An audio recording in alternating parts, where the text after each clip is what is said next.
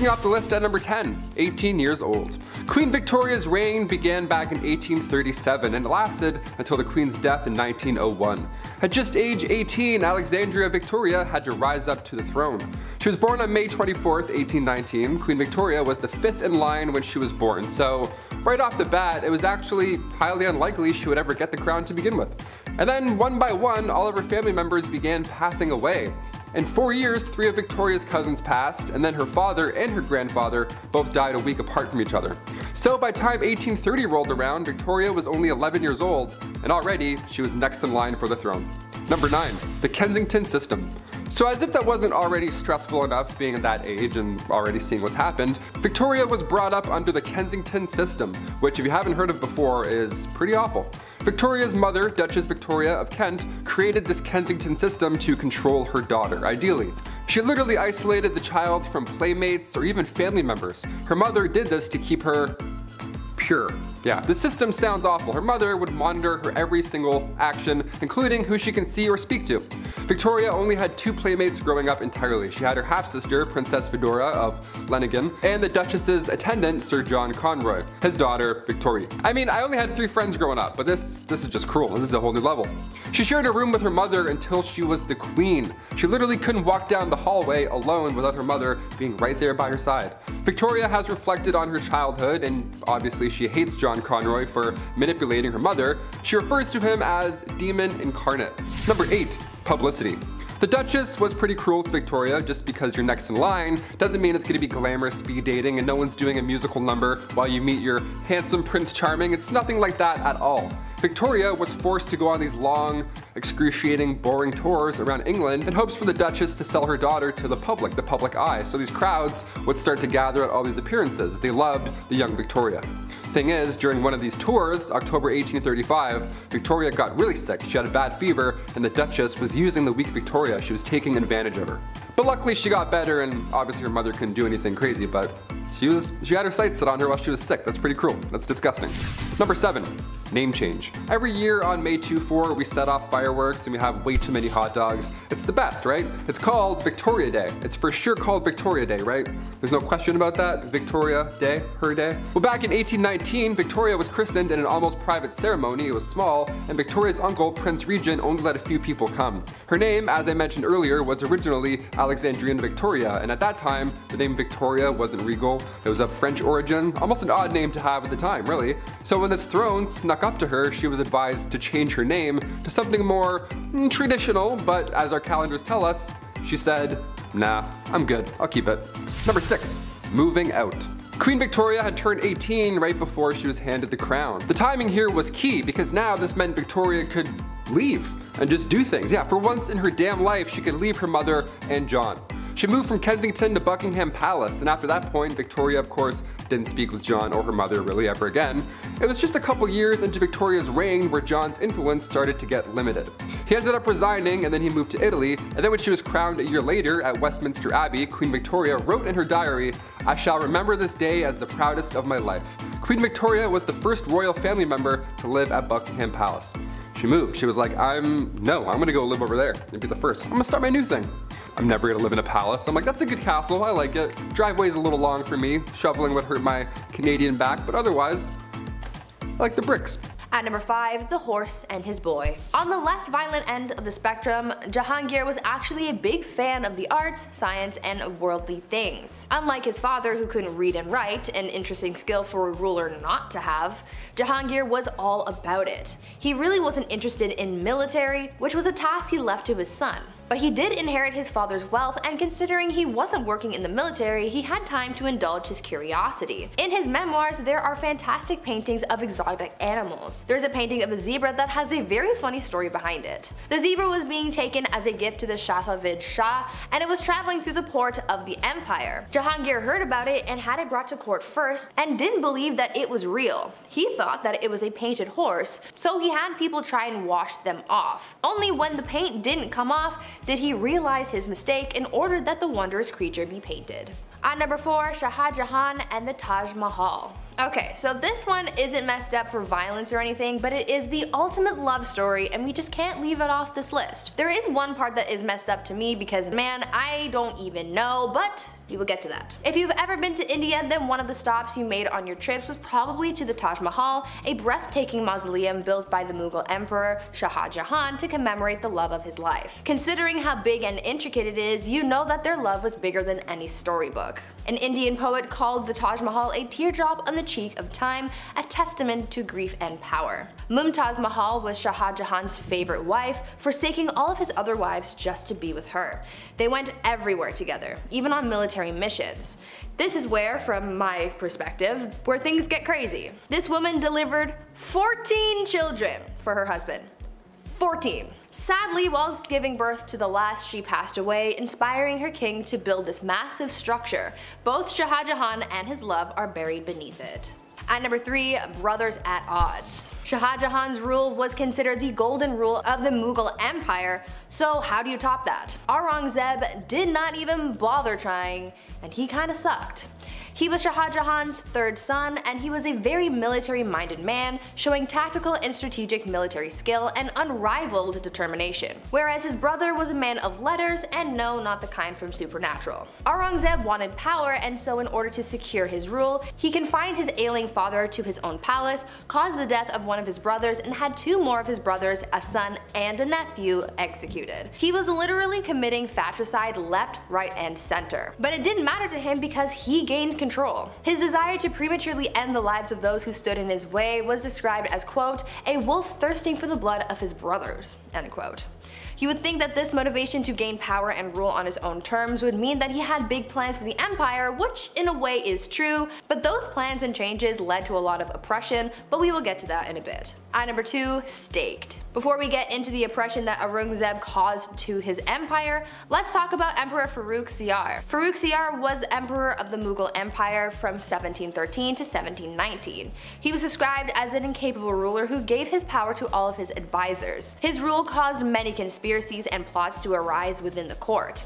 He caused a lot of people a lot of pain for his plight for power. With the help of his allies, he gave many of his enemies the gift of the big sleep, but by far the most ruthless thing he did was kill Jahandar Shah and Zulfikar Khan Nusrat Jung. What made their deaths so brutal was the fact that when they went the emperor hung their heads on poles, and just to add insult to injury, he made their parents walk at their funeral. Luckily for the people of the Mughal Empire, Farrukh Siyar was killed by unknown assailants at the instructions of his close relatives, putting an end to his awful reign.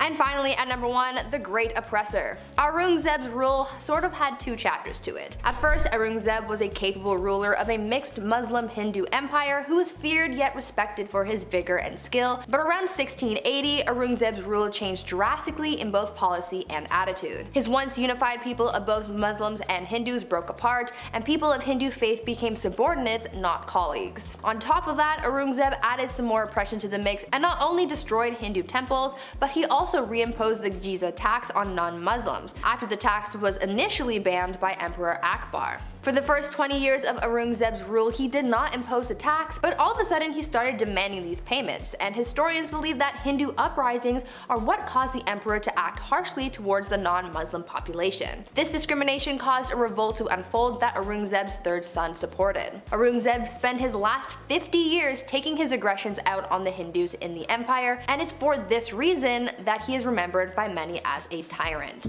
Number 10. What's yours is mine. Maintaining a dynasty and trying to rule over a people is hard. Many people have done it in the past, but if you notice, there isn't that many kingdoms left. So, it's no surprise that in Egypt, one of the largest and most successful civilizations of the ancient world and of all time, had some political strife. Berenice III had lost her husband Ptolemy, and she was doing her best to maintain power. In some serious Alabama energy, Ptolemy XI was made king, a stepson and half-brother. The man wanted it all to himself, and can you blame him? I mean, look at the pyramids. Nice, I'd want him too. He promptly unalived his new queen because power moves. Some people didn't like this, and in some form of poetic justice, he was unalived by the people. What's the lesson in this one? Maybe that you can't trust your strange, closely knit inbred family members? I'm not sure, honestly, but it's just messed up. Number 9. Double Trouble. This one isn't exactly about a king removing a queen like his wife, but it is about kings ceasing the life of their queen, more specifically their mother. Clyricus and Oxythris were the sons of Amistris, a woman handed off in marriage by the mad lad Macedonian himself, Alexander the Great. Well, like a lot of ye olde history, there was some power struggles. A power vacuum had been created in the death of Dionysus. You'd think that wouldn't happen over and over again, but you'll find that a lot in history. The power struggle was solved, and eventually Amistris retired and remarried. Named a town after herself. Things were okay for Amistris. Things were good. But one day her sons came to visit and noticed the Mon looked a little thirsty. So they drowned her in a river in a power grab that pretty much immediately backfired, as they too were unalived by the next guy in line. Pretty similar to the last story, but that's history, isn't it? Number 8. One too many. Sometimes when you're king, you're gonna have more than one wife that's 6 feet under. It's just how it goes sometimes. However, I believe there is no better example of this than Afzal Khan, whose actions were so egregious that I did a literal double take after learning about what this king had done. See, Afzal didn't just unalive one wife or a couple like history's favorite King Henry VIII. No, my busy bees. He is responsible for the termination of 63 wives, not wives. I'm not sure what kind of guy would make that kind of mistake. In fear of losing them to an invader who treated women slightly better, he had his soldiers give them a tall glass of drowning. Those who tried to escape were cut down without mercy. Yeah, I lived next door to the chief. He invited me in for a cup of tea. I sat down and he said, "That ain't it." You know something's messed up if I'm overusing that joke. Number 7. 20 years of therapy. Elizabeth of Bosnia was a very unpopular queen, and unfortunately had to often defend her throne with violence. As it turns out, this did not bode well. Many people wanted revenge, and honestly, just to take her position of power. Elizabeth, understanding perhaps her times might be numbered, was going to try everything she could to keep her bloodline in power. The passing of her king husband only made things worse. In her attempts to escape the impending doom, she was captured and imprisoned by her new owners. She was eventually released. Oh, did I say released? I meant as punishment she was strangled in front of her daughter. Now, I'm not a psychiatrist, I'm more of a bumbling fool, but that just can't be healthy for you.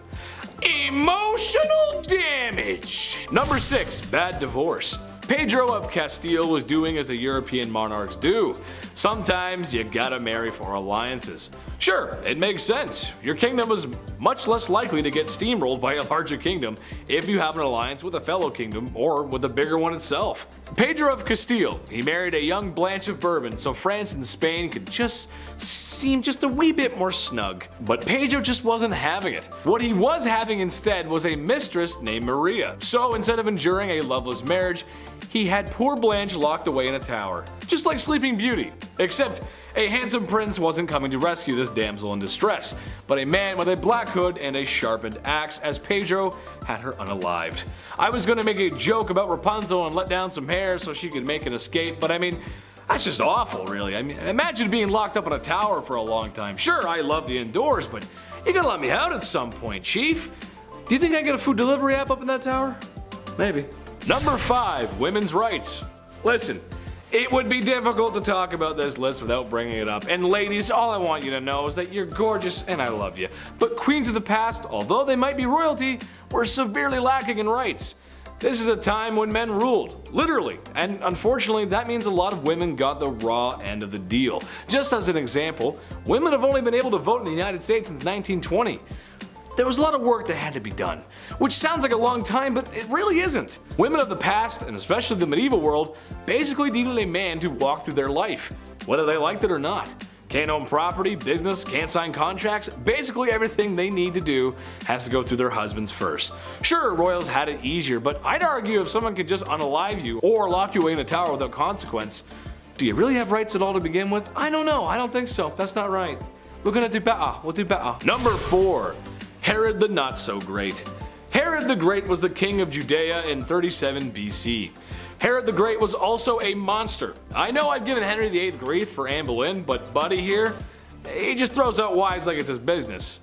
Well, it kinda was, actually. He was a busy man, having an estimated 14 children with different wives.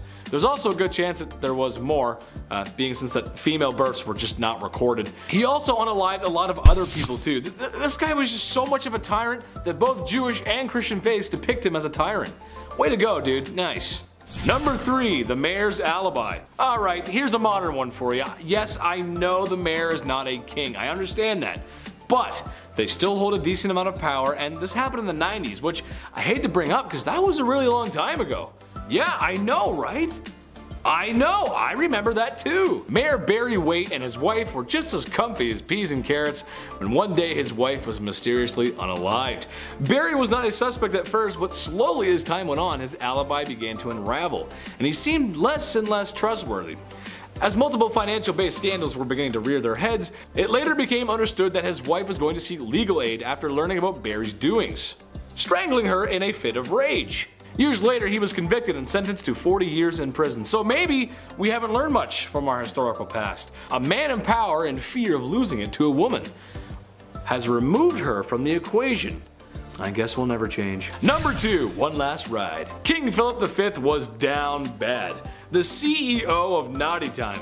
This man liked to get down and to be a certain kind of dirty. He could not get enough of women.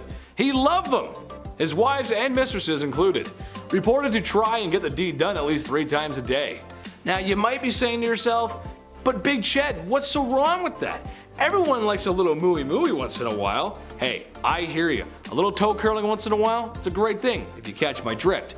But Philip may have enjoyed it just a little too much, as when his beloved wife was on her deathbed, he tried to squeeze in one more D appointment. Your wife is dying and all you can think about is a little afternoon delight? A bouquet of flowers and I love you would have been fine, but who am I to judge? You go ahead. Weirdo. Number 1. The last Tsar. Nicholas II of the Romanovs was the last Tsar of Russia. What did he do to his wife? Well, not much, actually, and that's the issue at hand. It's his inaction that hurt her and the family the most. You see, Russia was an interesting nation in the early 1900s. As most nations were modernizing, Russia was still somewhat stuck in the past. A lack of rights for anyone, no industry, and the monarch was kind of oppressive. Well, Nicholas the Tsar was going to change it. At some point, maybe. Okay, well, he didn't. It would take a whole history class to break down what actually happened during those crucial years, but in a nutshell, there was this new fun idea called communism. And with the lack of the Tsar's support to the people, this is serious neglect we're talking about here, the people revolted. The monarchy was overthrown, and in an event that's actually quite sad, the Tsar and his whole family were unalived by the new government. His inaction got his wife done in. Way to go, Nikki. Kicking off the list at number 10, a goodnight kiss. We'll start off funny, okay? History can be funny sometimes, even when it's not meant to be, and it's meant to be completely serious. I can't help but read this information and laugh. Royals were sweating constantly about people trying to take them out, of course. I mentioned Boy Jones on here a few times. That guy stalked the Queen over and over for years. Historically, these royals have been on the lookout for enemies, and the way that they prevent these attacks, yeah, sometimes it can be a little funny. Like the kissing sheets, for example. Have you heard about this weird position in the castle? What an odd job this is. A great deal of monarchs hired taste testers to make sure nobody poisoned their ale, which is, pretty lousy job there. Either having a good day or a bad day, no in between. But they also had a guy kiss the king's sheets every day, he just kissed the entire bed. The king size, may I remind you, massive bed. King Henry VIII, this guy hired somebody to literally just go in, get snuggled up, and just make sure the king's bed wasn't poisoned. There's nothing on it that's gonna make the skin go all ouchy. But he would just get in his bed and just go to sleep for a bit. You are required to make the king's bed every morning, of course, and before he gets back in, you gotta get in and kiss that bed, man. You gotta kiss that bed real good. Mwah, mwah, let's go. Mwah. All right, time to clock out for the day. Mwah, one more for good luck. Clothes as well, that was touched. Maybe not kissed, but it was for sure worn and touched. It's so weird. Guys wearing my clothes in my bed. No way, I'd rather get poisoned.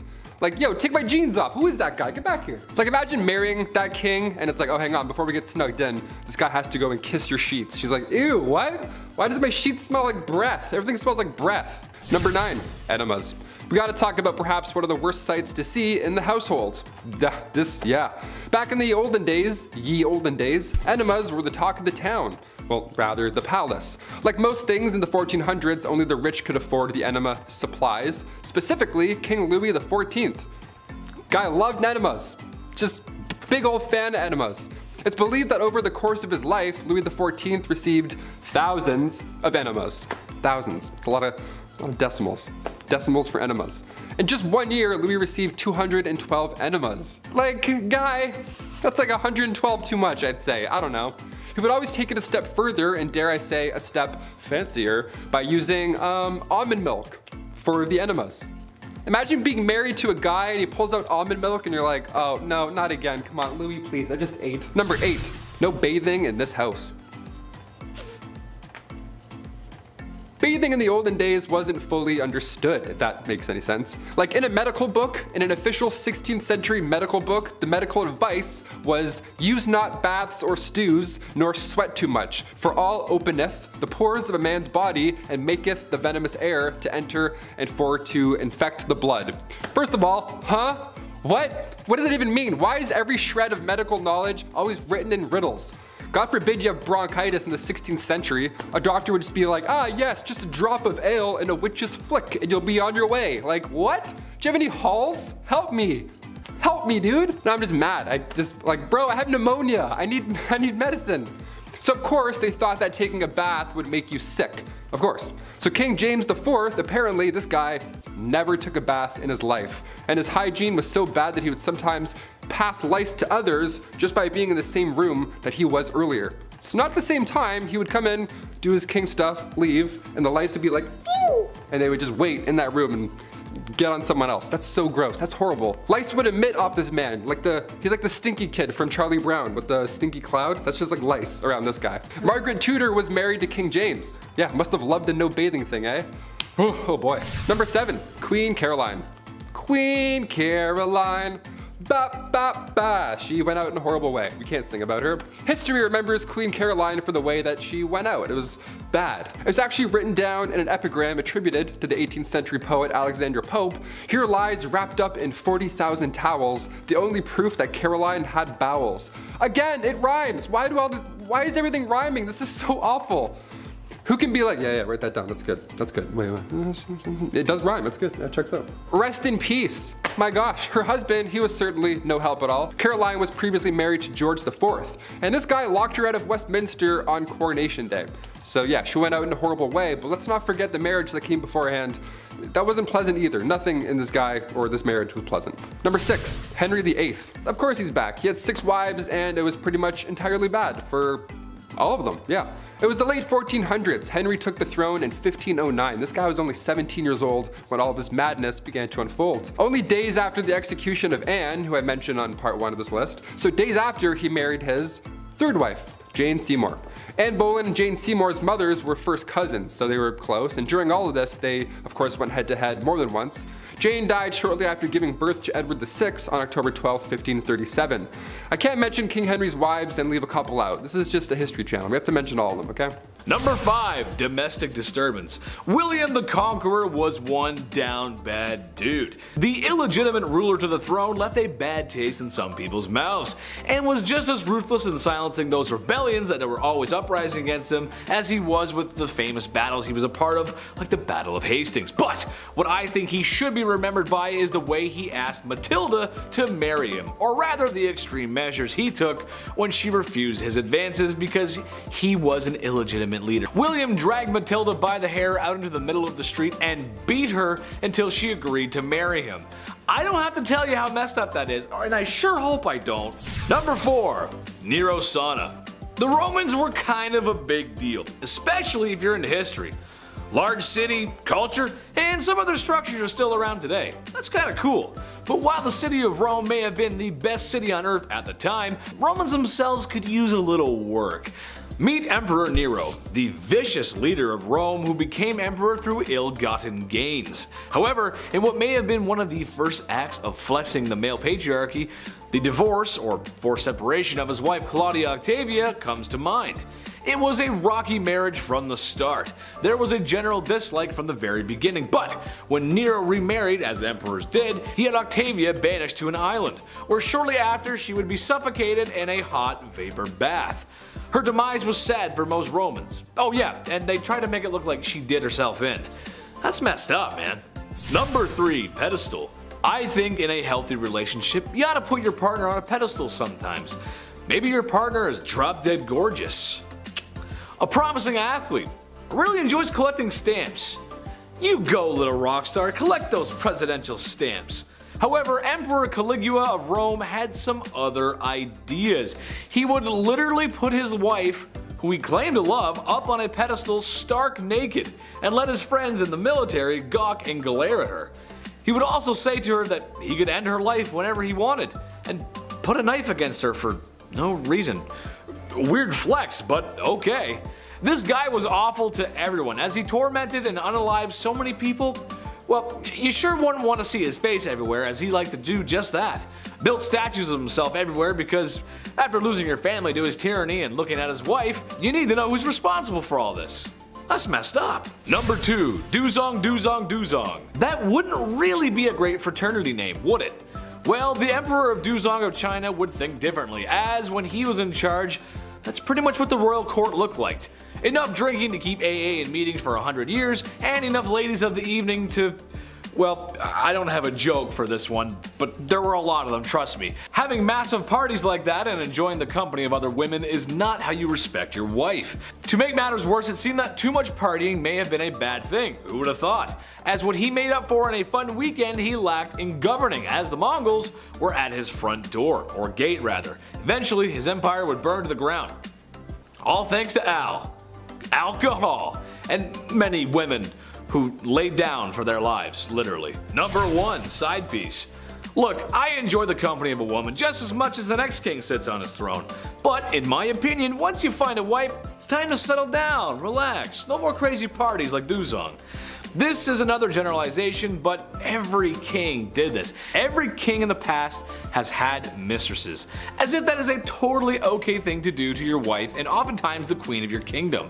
I'm a reasonable guy, so maybe I can see having your side piece waiting in the wings to be stage center, but it's never one, is it? It's always multiple.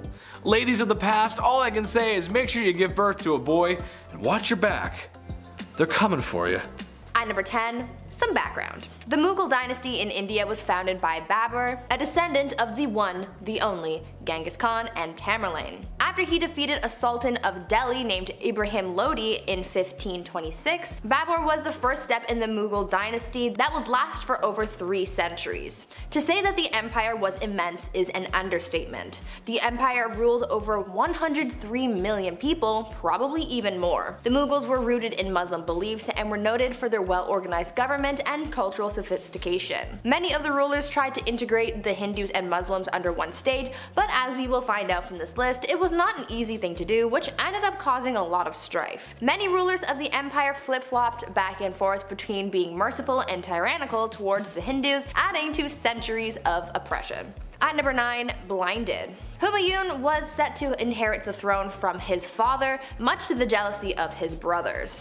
He was 23 when he ascended the throne in 1530 after the death of his father. His brothers reigned over different fiefs, but none of them were satisfied unless they had the crown. He also wasn't the best ruler. Humayun was sent into exile for 15 years after he was overthrown by one of his father's generals, Sher Shah. Humayun fled and eventually ended up in Persia, where he built back up an army through his partnership with the Shah. Slowly he took back his land, facing his own brothers who were constantly scheming against him. But Babur, his father, made him promise that he would never lay a hand on his brothers. But his brother Kamran continued to threaten him, and one instance while defending a fort turned on the innocents trapped inside and took their lives viciously. Kamran, not a good dude. Something needed to be done.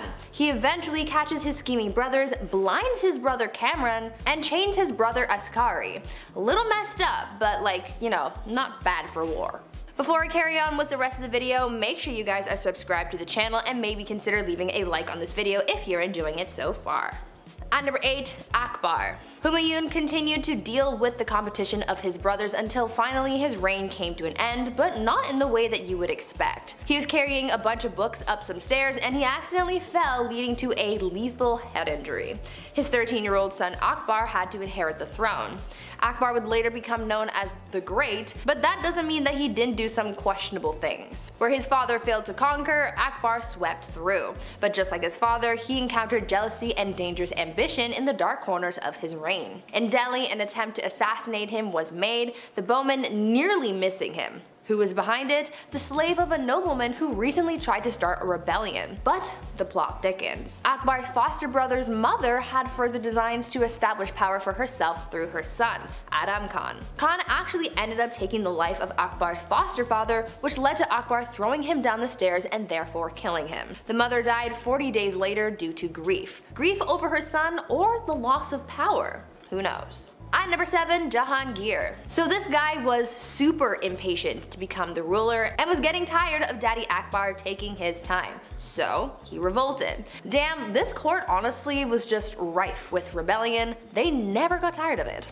In 1599, while his father was otherwise engaged and away from the palace, Prince Salim led a revolt. During the revolt, he even skinned a man alive. Akbar was pissed about this and wrote to his son and said, quote, "I have never skinned a bird alive in my life, and you have treated a human being in this manner." Jahangir then went on to conspire against a close advisor of his father named Abul Fazl, whom Jahangir killed in a small battle. Despite Akbar being devastated at his son's behavior, he was the only male heir left to inherit, so on Akbar's deathbed he forgave his son and implored the nobles to recognize him as a leader. At number 6, sewed to an ox. Now Jahangir was emperor, but the trouble didn't stop there. I saw some sources recognize him as a somewhat benevolent figure, while others said that he was the exact opposite. He was pretty brutal, and his first task was crushing a rebellion against that which his own son began. Apple, not far from the tree. He was traveling to Lahore when he came across two nobles who were sympathetic to his son's cause, so he decided to punish them in a very peculiar and violent way. He ordered that one be sewed to the skin of an ass and the other to an ox. Now that is messed up. When he got to Lahore to face the rebels, he crushed them and blinded his own son as punishment. A ruler couldn't have any impediment, so therefore his son could no longer pursue the role. Then he hung his son's followers outside of Taxali Gate. Yeah, so even within the confines of war, this guy had some pretty messed up ideas. Number 5. The bedchamber crisis. May 1839, the bedchamber crisis happened when Whig politician Lord Melbourne resigned as Prime Minister. This is a big deal because it was only a couple years right after Victoria became Queen. So again, timing here was just not ideal. The first Prime Minister, Whig politician, Lord Melbourne, was close with Victoria originally. He actually convinced Victoria to appoint a good amount of her ladies in waiting. So he had power over her, but it was a mutual agreement. It wasn't like, the other power that she had her whole life. They were homies.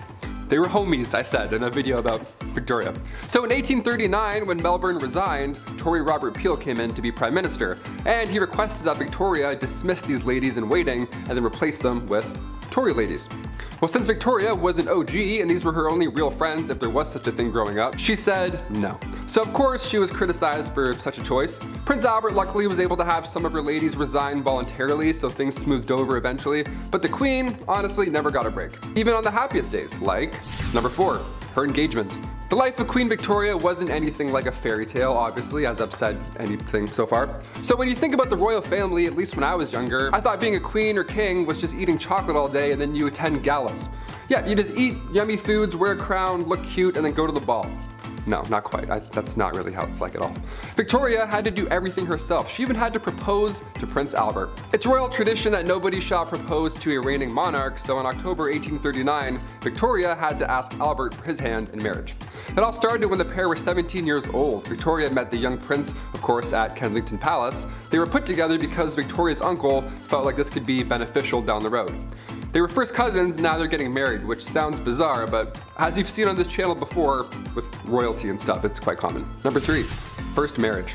The wedding of Queen Victoria and Prince Albert happened in St. James Palace Chapel on February 10th, 1840. This was a big deal because it was the first time a ruling queen was getting married. This hadn't happened in 286 years. The last marriage of a reigning queen was in 1554, and that was Queen Mary I. Queen Victoria had 12 bridesmaids, wore white, had a lovely dress, thing was like 18 feet long, it was gorgeous. But it must have been so overwhelming for the young queen because she was isolated for her entire life, and then all of a sudden what? You're getting married outside at 20 in front of all these crowds? After the wedding, Queen Victoria's head was hurting. It was probably so stressful, but she still had the time of her life. She wrote this in her diary after her wedding. She wrote, "I never spent such an evening. My dearest, dear Albert. His excessive love and affection gave me feelings of heavenly love and happiness I never could have hoped to have felt before. He clasped me in his arms and we kissed each other again and again. His beauty, his sweetness, and gentleness, really, how can I ever be thankful enough to have such a husband? To be called by names of tenderness I've never yet heard used to me before was bliss beyond belief. Oh, this was the happiest day of my life. Yeah, when you're locked up and you have a horrible duchess watching your every move, this day probably sounds like a nice break. A well-deserved break, I'd say. Eat all the cake you can have. Number 2, attacks. Being the queen and all, a security team is always needed. And during her reign, there were multiple attempts to harm the young queen. The first attack was back in 1840. An 18-year-old man named Edward Oxford fired towards the queen's carriage. When Edward was accused of high treason, he was actually found not guilty due to insanity. A couple years later, in 1842, it happened again. This time, 2 men fired at her. In 1849, her carriage was attacked by William Hamilton. In 1850, as the carriage was passing the gates of Buckingham Palace, Robert Pate, a retired soldier, ran up and hit her with his cane. Victoria was okay, luckily, but of course she was shook. And then again in 1842, 1849, and 1872, attempt after attempt after attempt. But at one point, things were creepy and almost worse. Number 1, Boy Jones. If you haven't heard of Boy Jones or anything that happened here at all, I saved it for last because it's very creepy. It's mind-blowing in a horrible way. A teenager stalked the queen back in 1838 until 1841. His name was Edward Jones. This guy somehow managed to break into Buckingham Palace more than once. Just some Assassin's Creed going on here. Guy just knows our route, I guess. That's so scary. He would break in and he would hide under the queen's sofa. He would sit on her throne, and one of the worst things ever, he would go through her drawers. Figuratively and literally. Like, he would go and he would steal her clothes until eventually and thankfully the guy got caught. Number 10, Girl Troubles. Maria Eleonora of Brandenburg was a kind and loving mother, so long as you were a boy. Unfortunately for the royal mom, she had a great difficulty giving birth to a male heir. So when her daughter Christina was born, Maria proclaimed that she was given a dark and ugly daughter with black eyes. Eleonora often called her a monster. Oh yeah, and she did try to kill her on several occasions. Nothing says mental stability like blaming your daughter for being a daughter, and not more like a son, because the male-dominated patriarchy that is royal society has no effect on this, right? Number 9, Eyes on Irene. Irene was born into nobility and worked her way up the royal hierarchy. So why is Irene on this list? That's because she's probably the worst mother ever. When her son Constantine grew into adulthood, he made efforts to sideline his mother and challenge her position as a ruler. Irene, feeling some angry mom energy, retaliated in probably the worst way. In 797, Irene organized the capture of her son, and when he tried to escape, ordered that his eyes be gouged out. Constantine would later die of his injuries. Listen, I've had my fair share of minutes clocked out in the timeout corner. You can ask any one of my teachers, they'll tell you. And maybe even a few times today I should be put in the timeout corner too. But holy shit, mom, eye gouging? I ain't that bad. Sheesh. Number 8. No cake for you. Marie Antoinette was the last queen of France, and for good reason. To make a long story short, she was part of the upper class nobility who benefited from the poor and overworked. When in a time of economic ruin, she still found a way to live a life of excess, while literally everyone else suffered. Spending all of France's money on completely ridiculous items, even by Lady Gaga standards, she jokingly became known as Madame Deficit. Eventually, she would be executed in the Revolution. The expression "let them eat cake" was most likely not said by her or by anyone, but regardless if it was, it's a statement to show the complete disconnect and ignorance the nobility had when understanding just how bad things were for the working class. They most likely didn't care either. People were starving and putting heads on pikes. Do you really think they had time for cake, your highness? Oh, to be as beautiful and ignorant as an 18th century queen. Number 7. Lover's touch. Some couples flourish, others fizzle out. Some keep their privacy, and others like to make out in the hallways, right in front of everyone. Yeah, you know the ones. It's always by a classroom you have to walk by, or it's by your locker. Joanna of Castile leans more towards awkward locker makeouts. It's speculated that she may have had some form of mental illness. After her mother fell ill, she was reported not to be eating or sleeping, which doesn't sound that bad actually. She was also a very envious person who oftentimes expressed her distaste for her husband's mistresses, reportedly attacking one on occasion, which again, doesn't sound that bad. And when her husband died of illness, she kept very close to the man's body and traveled over 600 kilometers with it, where he was to be buried, where she would often open the casket and embrace the cadaver, and kiss him. Oh, okay, that's where the unholiness is, gotcha. I know medical knowledge wasn't great, but if your husband died of an illness, you couldn't seriously think that kissing him was a good idea. This is like the third royal I've come across that has a fixation on corpses.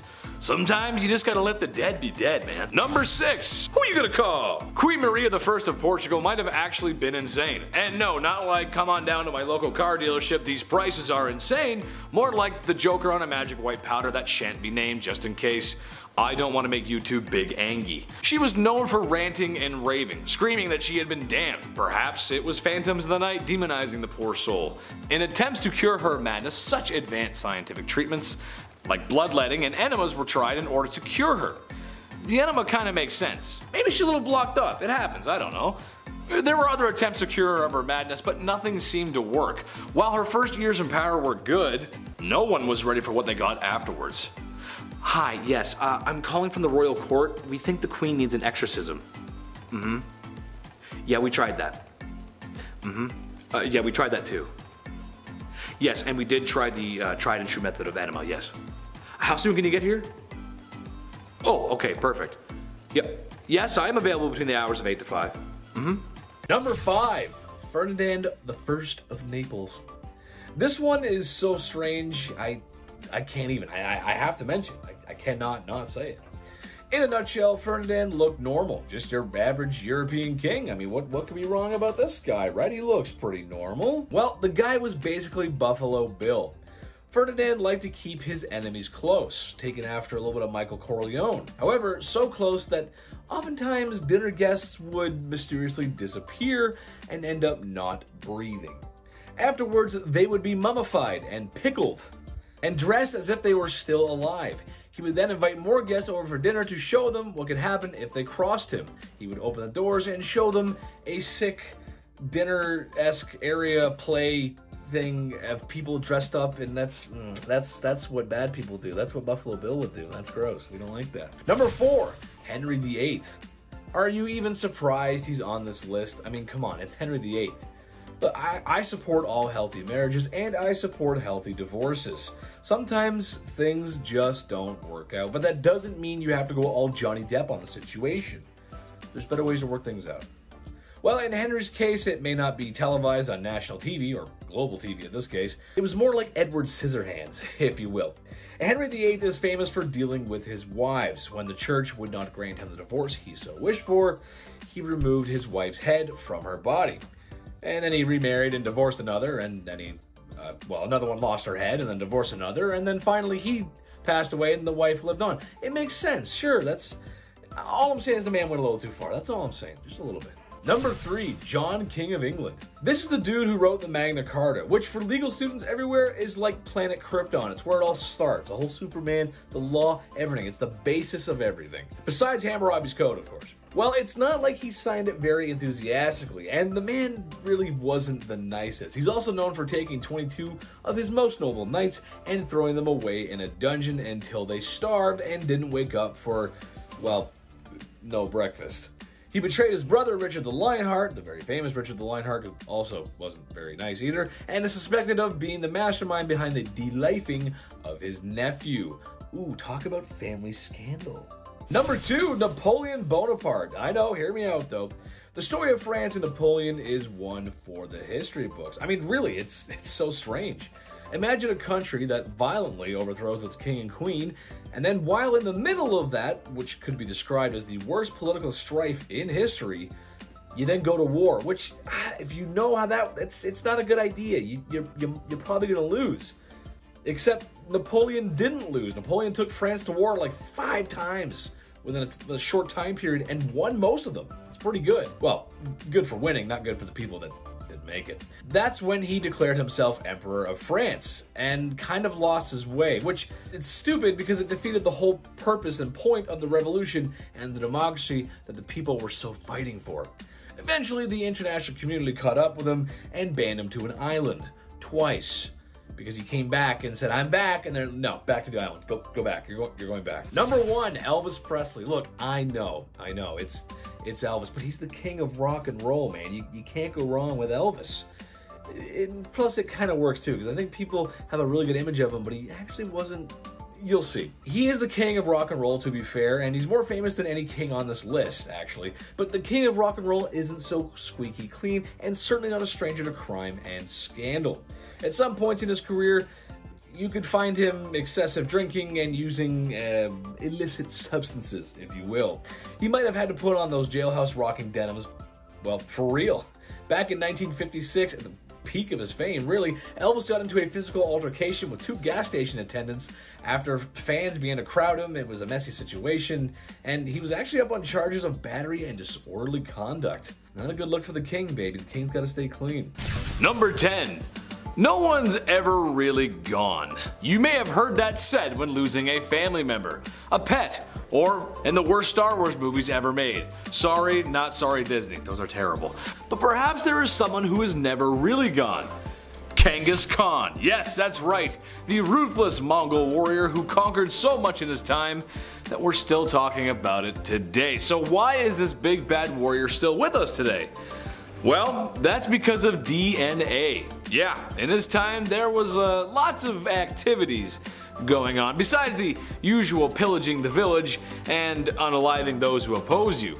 There were a lot of happy endings, let's say, and by that I mean forced non-YouTube friendly conduct bedroom happy endings. So much so that when a study was conducted back in 2003, 8% of men in Asia were thought to be descendants of the mighty man himself.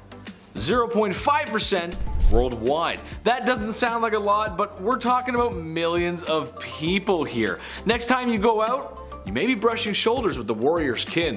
Prepare for battle! Number 9. Henry again? Boy, it's really hard not to talk about this guy. But dude was kinda down bad for it.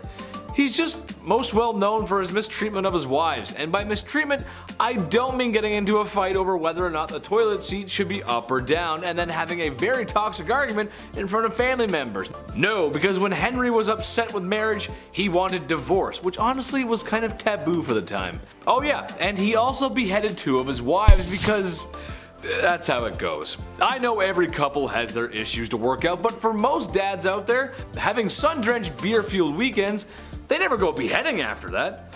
Although, Dad's been staring at the lawnmower for a while and there's a lot of blades on that. Dad?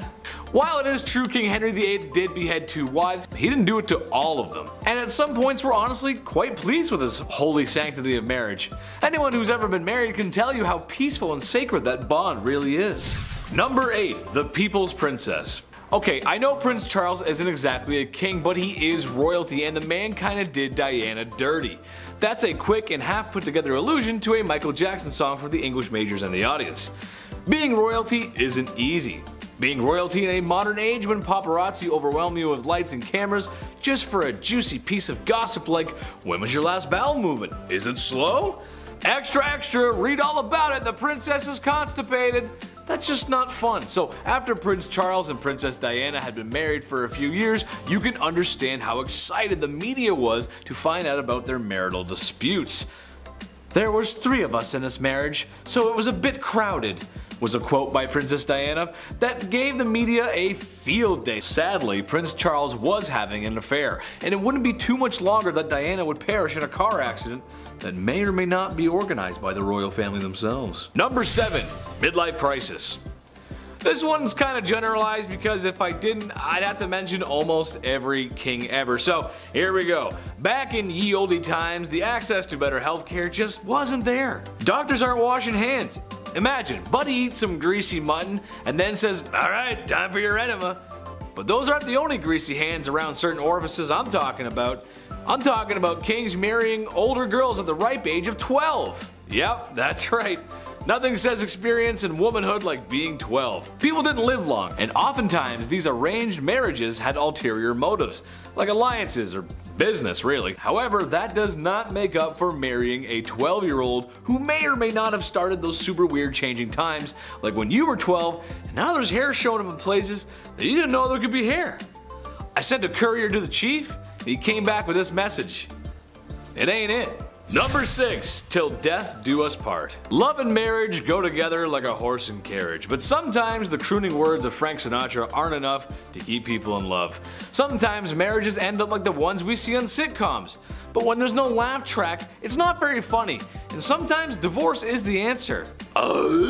Medieval Germans thought this too, and something they practiced was divorce by combat. Basically, the man goes into a hole with his arm tied behind his back, and the woman is free to move around with a sack of rocks. These proceedings are strange, as I'm sure no husband or wife married today would ever get so frustrated with one another that they would want to hit one another on the head with rocks.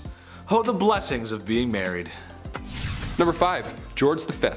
Turned out this guy loved stamps. Maybe a bit too much though, I'd say. It was almost distracting. It was taking up many hours of his day. Like, you know, focus on other things, like say maybe, I don't know, the war.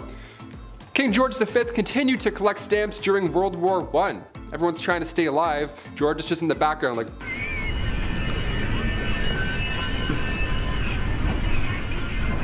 Like all collections, they started at an early age. It's now at a point where it's just, you know, past impressive and borderline strange. Especially if you're a royal, like you're really going hard with this. This guy had albums on albums of stamps. He had around 330 albums, each was 60 pages, full of stamps. That's 20,000 pages full of stamps. That's a lot, way too many stamps. So naturally, he was nicknamed the King of Stamps, or rather the King of Philately. That's the official term for collecting stamps. We're historians here, we have to make it official.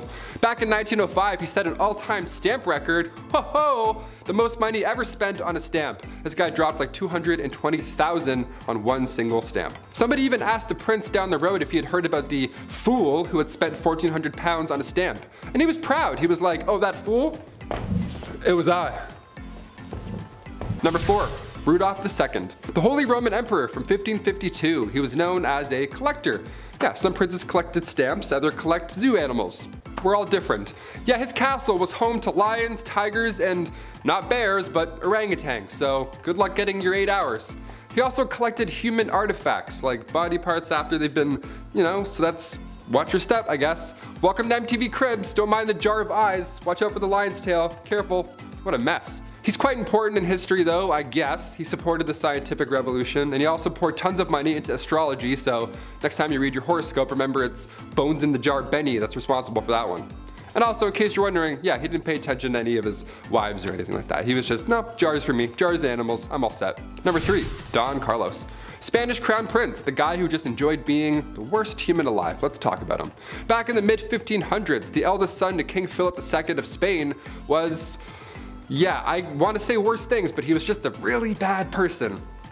YouTube, he was just a bad guy. Now, it's been noted that he was born with a hunchback and one leg was shorter than the other. Historians like to bring that up first, and how maybe he had the odds against him with these disabilities growing up, and people often feel bad for him a little. To that I say, don't. Nah, don't do it. Don Carlos was made hero of the opera by his dad. Dude was fine. Philip II of Spain? Yeah, he would hurt a lot of people. He would hurt animals and people just for fun. According to historians, Don Carlos once made a cobbler eat a pair of boots because he didn't like how the pair of boots looked. He made somebody eat boots. We're not gonna feel bad for him on Bumblebee today. That's not what we're gonna do. He was also set up to marry Queen Elizabeth of Valois, the eldest daughter of King Henry II, but after a few hours, she was like, no, that's not gonna happen, no way. So she married his father instead. That's what happens. That's what happens when you're...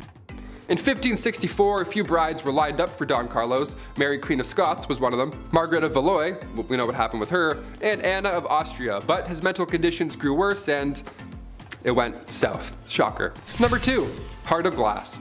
King Charles VI, once nicknamed the Beloved and then quickly nicknamed the Mad. What happened? After he became King of France in 1380, he would have these episodes, let's call them. He would believe he was made of glass and he didn't want anybody to touch him. He had this glass delusion, which was surprisingly not uncommon, believe it or not, for this time period. Believing you were made out of glass in some way, shape, or form, be it in your head, butt, shoulders, or back, really spiked around the mid-1400s, and Charles VI, aka Charles the Mad, he wouldn't let anybody, not even his wife, near him at all. I'm not making fun of somebody for having a fear like that. I mean, most likely historians believe he was schizophrenic, so obviously I'm not ripping on that. But Alexandria of Bavaria, another royal who had this glass delusion, she too believed she had swallowed a grand piano made of glass, so she had to enter rooms sideways to avoid it shattering. I don't know what's going on with this glass delusion, but I'm glad it went away. I don't know. And finally, number 1, King George IV. Voted as England's worst king by historians, so that should already tell you a good amount of this guy. George was another one of those monarchs who was a little too invested in his, you know, intimate side quests, if you know what I'm saying here, like all these other kings we've talked about. He was a bit busy, being a stupid fool. This man was trying literally everything to get a woman to sleep with him. Although he was the king and he was already set up, he was like, nope, I'm gonna go and keep trying with strangers and random. And he would throw a tantrum if they said no, or he would threaten to end his own life if he didn't get the girl. Like, you know what I'm saying? One of those kind of monsters. He would also keep trophies, lack of a better term, of all these conquests afterwards. He would ask each people that he slept with for a little piece of hair, and then he would keep them. He would like store them. Back then it was kind of common, I guess, for lovers to keep locks of each other's hair. Weirdly enough, because you don't have phone numbers or like any sort of way to remember someone, photos, I don't know. So you kept their hair. But after the king died, his brother found 7,000 envelopes, each with a lock of hair that was, quote, enough to stuff a sofa, end quote. So yeah, I'll leave you on that note. Kicking off the list at number 10, a fool. While ancient kings have all the riches one man can possibly have, it's still somehow never enough. Kings also have their own walking, talking party. Yeah, how fun is that? The earliest accounts of the fool go back to the 11th century. These fools were hired to liven up the party. Most of you may have an image of a jester in your head, just jumping around on tables, telling jokes, juggling with big pointy shoes, wearing pajamas.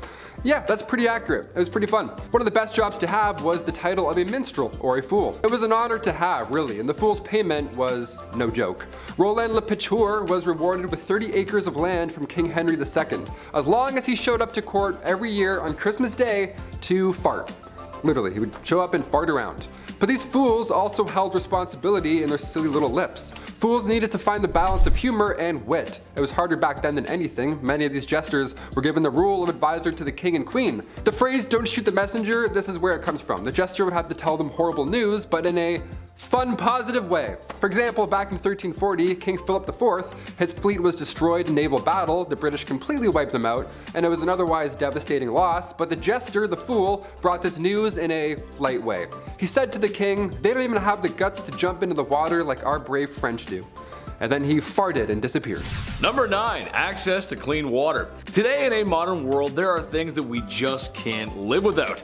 A vape pen, Starbucks, and that weird looking back massager that everyone says they bought for their backs, but it's actually for their undercarriage. Speaking of undercarriages, you don't want to drink from the water from underneath one. Dirty, muddy street water is bad for your health. The ancient kings of old knew this. It was common knowledge that drinking dirty water could lead to you spending more time squatting over a hole than spending time with your family, and nobody wants that. Life for citizens who were not royals could have it pretty rough. Ancient kings had the luxury of having clean water, or somewhat, it's still kinda not so clean, or at least more clean than the commoners. Through methods of fresh spring water, boiling, and even some early filtration methods, they had access to better water that wouldn't make their guts hurt. With that being said, a lot of times given the sussy nature of water, a lot of kings just drank alcohol, which honestly might have saved them since the alcohol could possibly kill harmful bacteria. The one time in life that boozing might save your life. Anyone got a beer? Number 8. Ladies first. These ancient kings, they could literally do whatever they wanted. And it's important to note how they would act if they didn't get what they wanted, right? Like George IV of England, he's referred to as England's worst king by historians. Great title, even worse than King Joffrey, what do you know? It's one thing to spiral into debt, that's classic king behavior. MC Hammer went broke, we get it, it happens. But George IV, he was all about the ladies, a little bit too much. All he wanted in life was just to hook up with women, that was it, his only desire in life. And if they weren't interested, George was known to throw fits. He would cry and stomp his feet, literally. You know how those brave and bold kings do. George would offer these ladies money, although they weren't for sale, so that wasn't a great plan and didn't work a lot of the time. And George would go so far to threaten his own well-being if they refused. How terrible is that guy, right? Just imagine that conversation, how insane. What takes this to the absolute next level though is that George would keep a lock of his partner's hair after they had spent the night together. Now I know you're freaking out, maybe you're like, huh? Maybe you just choked on your rye bread sandwich a bit, that's more than fair. At the time, this wasn't abnormal behavior. I mean, you know, lovers would exchange their hair instead of phone numbers, I get it, it's back in the old days. But George, he had a lot of hair. He had like a lot of hair. He had like 7,000 envelopes filled with hair. I'm over here exchanging phone numbers at the club. Like, what am I doing wrong? Am I, doink? Call me, peace. Number 7, food. Nice. Whether you like it or not, at some point in your life you're gonna have to eat, and if you're like me, that means all the time. Steaks, ribs, beer, Burger King, pizza, pasta, ham, and chicken wings. Nice. It should be no surprise that I like beer and barbecue, and to answer your question, yes, I am the most fun guy to be around at the barbecue. Why? I just like to have fun and I like to eat good food, man. That's just it. Imagine a world, however, where there is no pizza and chicken wings. I know, it's horrible, right? Ugh. Food was always a concern of commoners in ancient times, and as much as I love meat, it wasn't always available. They just didn't live in the industrial agricultural world that we live in today. For Romans, it was a steady diet of breads and nuts, and if they were lucky, maybe some cheese or soup. But for the kings and emperors of old, well, if you feel like vomiting after all you can eat buffets, it makes you feel, some first world kind of guilt, then look no further than ancient kings. Food might be the most excessive way they live, really. All kinds of meats all the time, beer, wine, fresh fruit and vegetables, which for health reasons is pretty huge, and to make them huge, maybe even some desserts. The Egyptians, for example, were known for their sweets. And now I'm hungry. We should go to a banquet together. Number 6. 6,000 knights. Being a medieval knight, obviously, it sounds cool. They have the sword, the horse, the flowing hair, all that good stuff. They're saving the damsel in distress in some sort of tower. Well, no, it actually sucked being a knight at all. First of all, chainmail. You know how heavy chainmail is alone by itself? It's like 55 pounds.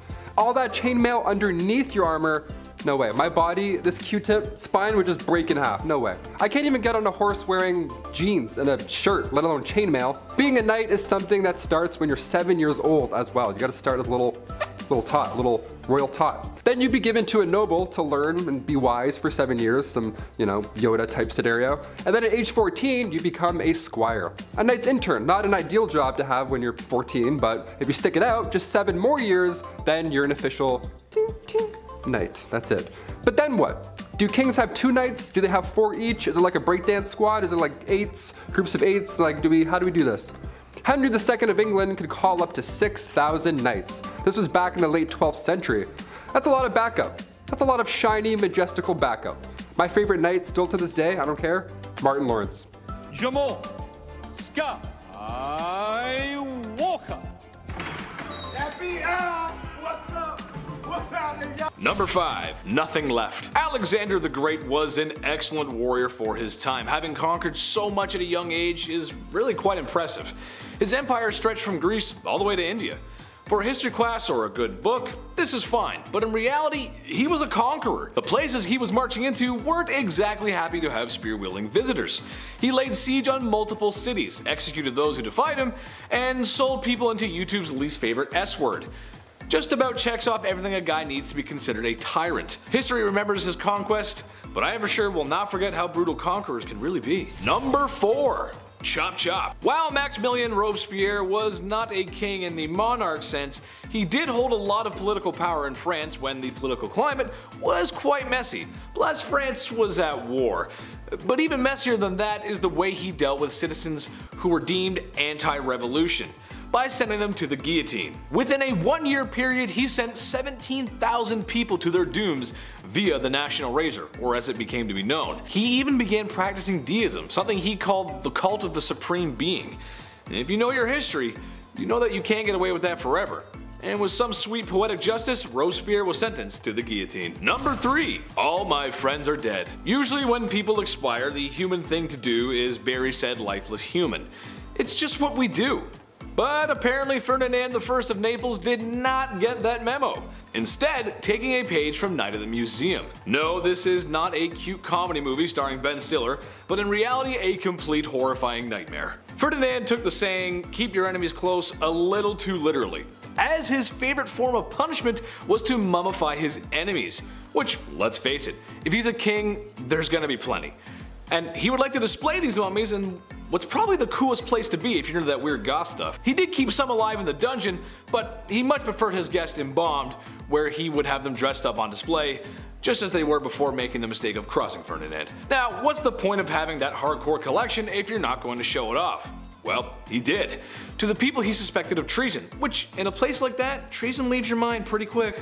Number 2. Average height for the time. Napoleon Bonaparte was one of the greatest military strategists of his time, maybe of all time. With full support of the French army, Napoleon found himself earning gallant victories one after another, all being accomplished at a very young age. However, after years of great success in multiple wars and kicking a lot of imperial butt, it started to go to his head. Shortly after the coup that overthrew Robespierre, Napoleon had gained enough support to claim himself as the Emperor of France. With said power, dissolved the freedom of press, reduced the rights of women, and oh yeah, he was at war with most of Europe for years to come. While his military victories cannot be understated, his rise as a tyrannical dictator makes him very unholy. Number 1. Dracula. There's been a lot of unholy things said here today, but old Vladdy takes the cake. What he lacked in land and power, he made up for in his brutality. As the legends go, Vlad was creative in his punishments, and was well noted for his human art pieces. And by art, I mean impaling his enemy on pikes, sometimes to their rear ends, and leaving them as warnings for anyone who dared cross him. Similar to the time visiting envoys wouldn't remove their hats as it is to do in tradition, so Vlad had their hats nailed to their skulls, so that they may never remove them. There are a few other stories that are just too hot for YouTube, but I think he's a textbook example of unholy. He may also be the inspiration for Dracula. Imagine being that much of a monster one is created in your likeness. I mean, just looking at the painting of this guy creeps me out, man. Whoa! Anyways guys, I want to thank you so much for watching. Make sure to like, comment, and subscribe. I've been your host, Andrew Cap. Number 10, King Charles I. You can put any king down on this list, really.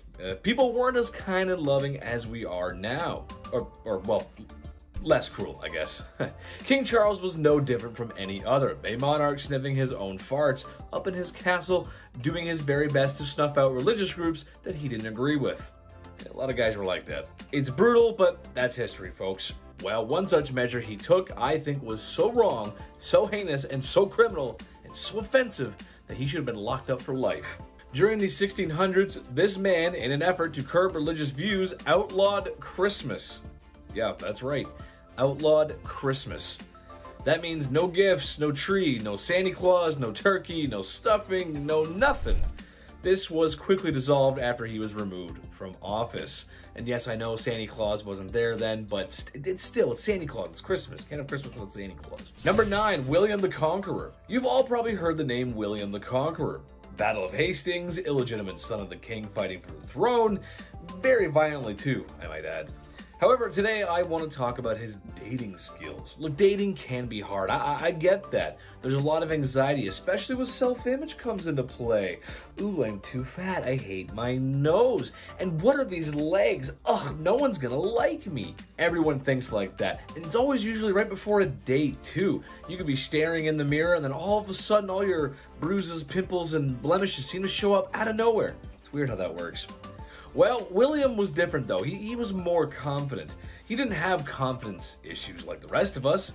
To quote a brilliant chemist, he was the one who knocks. As the story goes, he was quite fond of one lass. She was not fond of him. Classic story, really. So after trying to court her several times and failing, he decided to drag her on the ground by her hair until she said yes. Don't do that. That's bad. Number 8, Genghis Khan. I don't think some folks realize just how brutal this guy really was. I mean, if you've ever played the Ghost of Tsushima game on PlayStation, then you know exactly what the Mongol horde is capable of. Naughty things. The man carved out most of Asia and parts of Europe.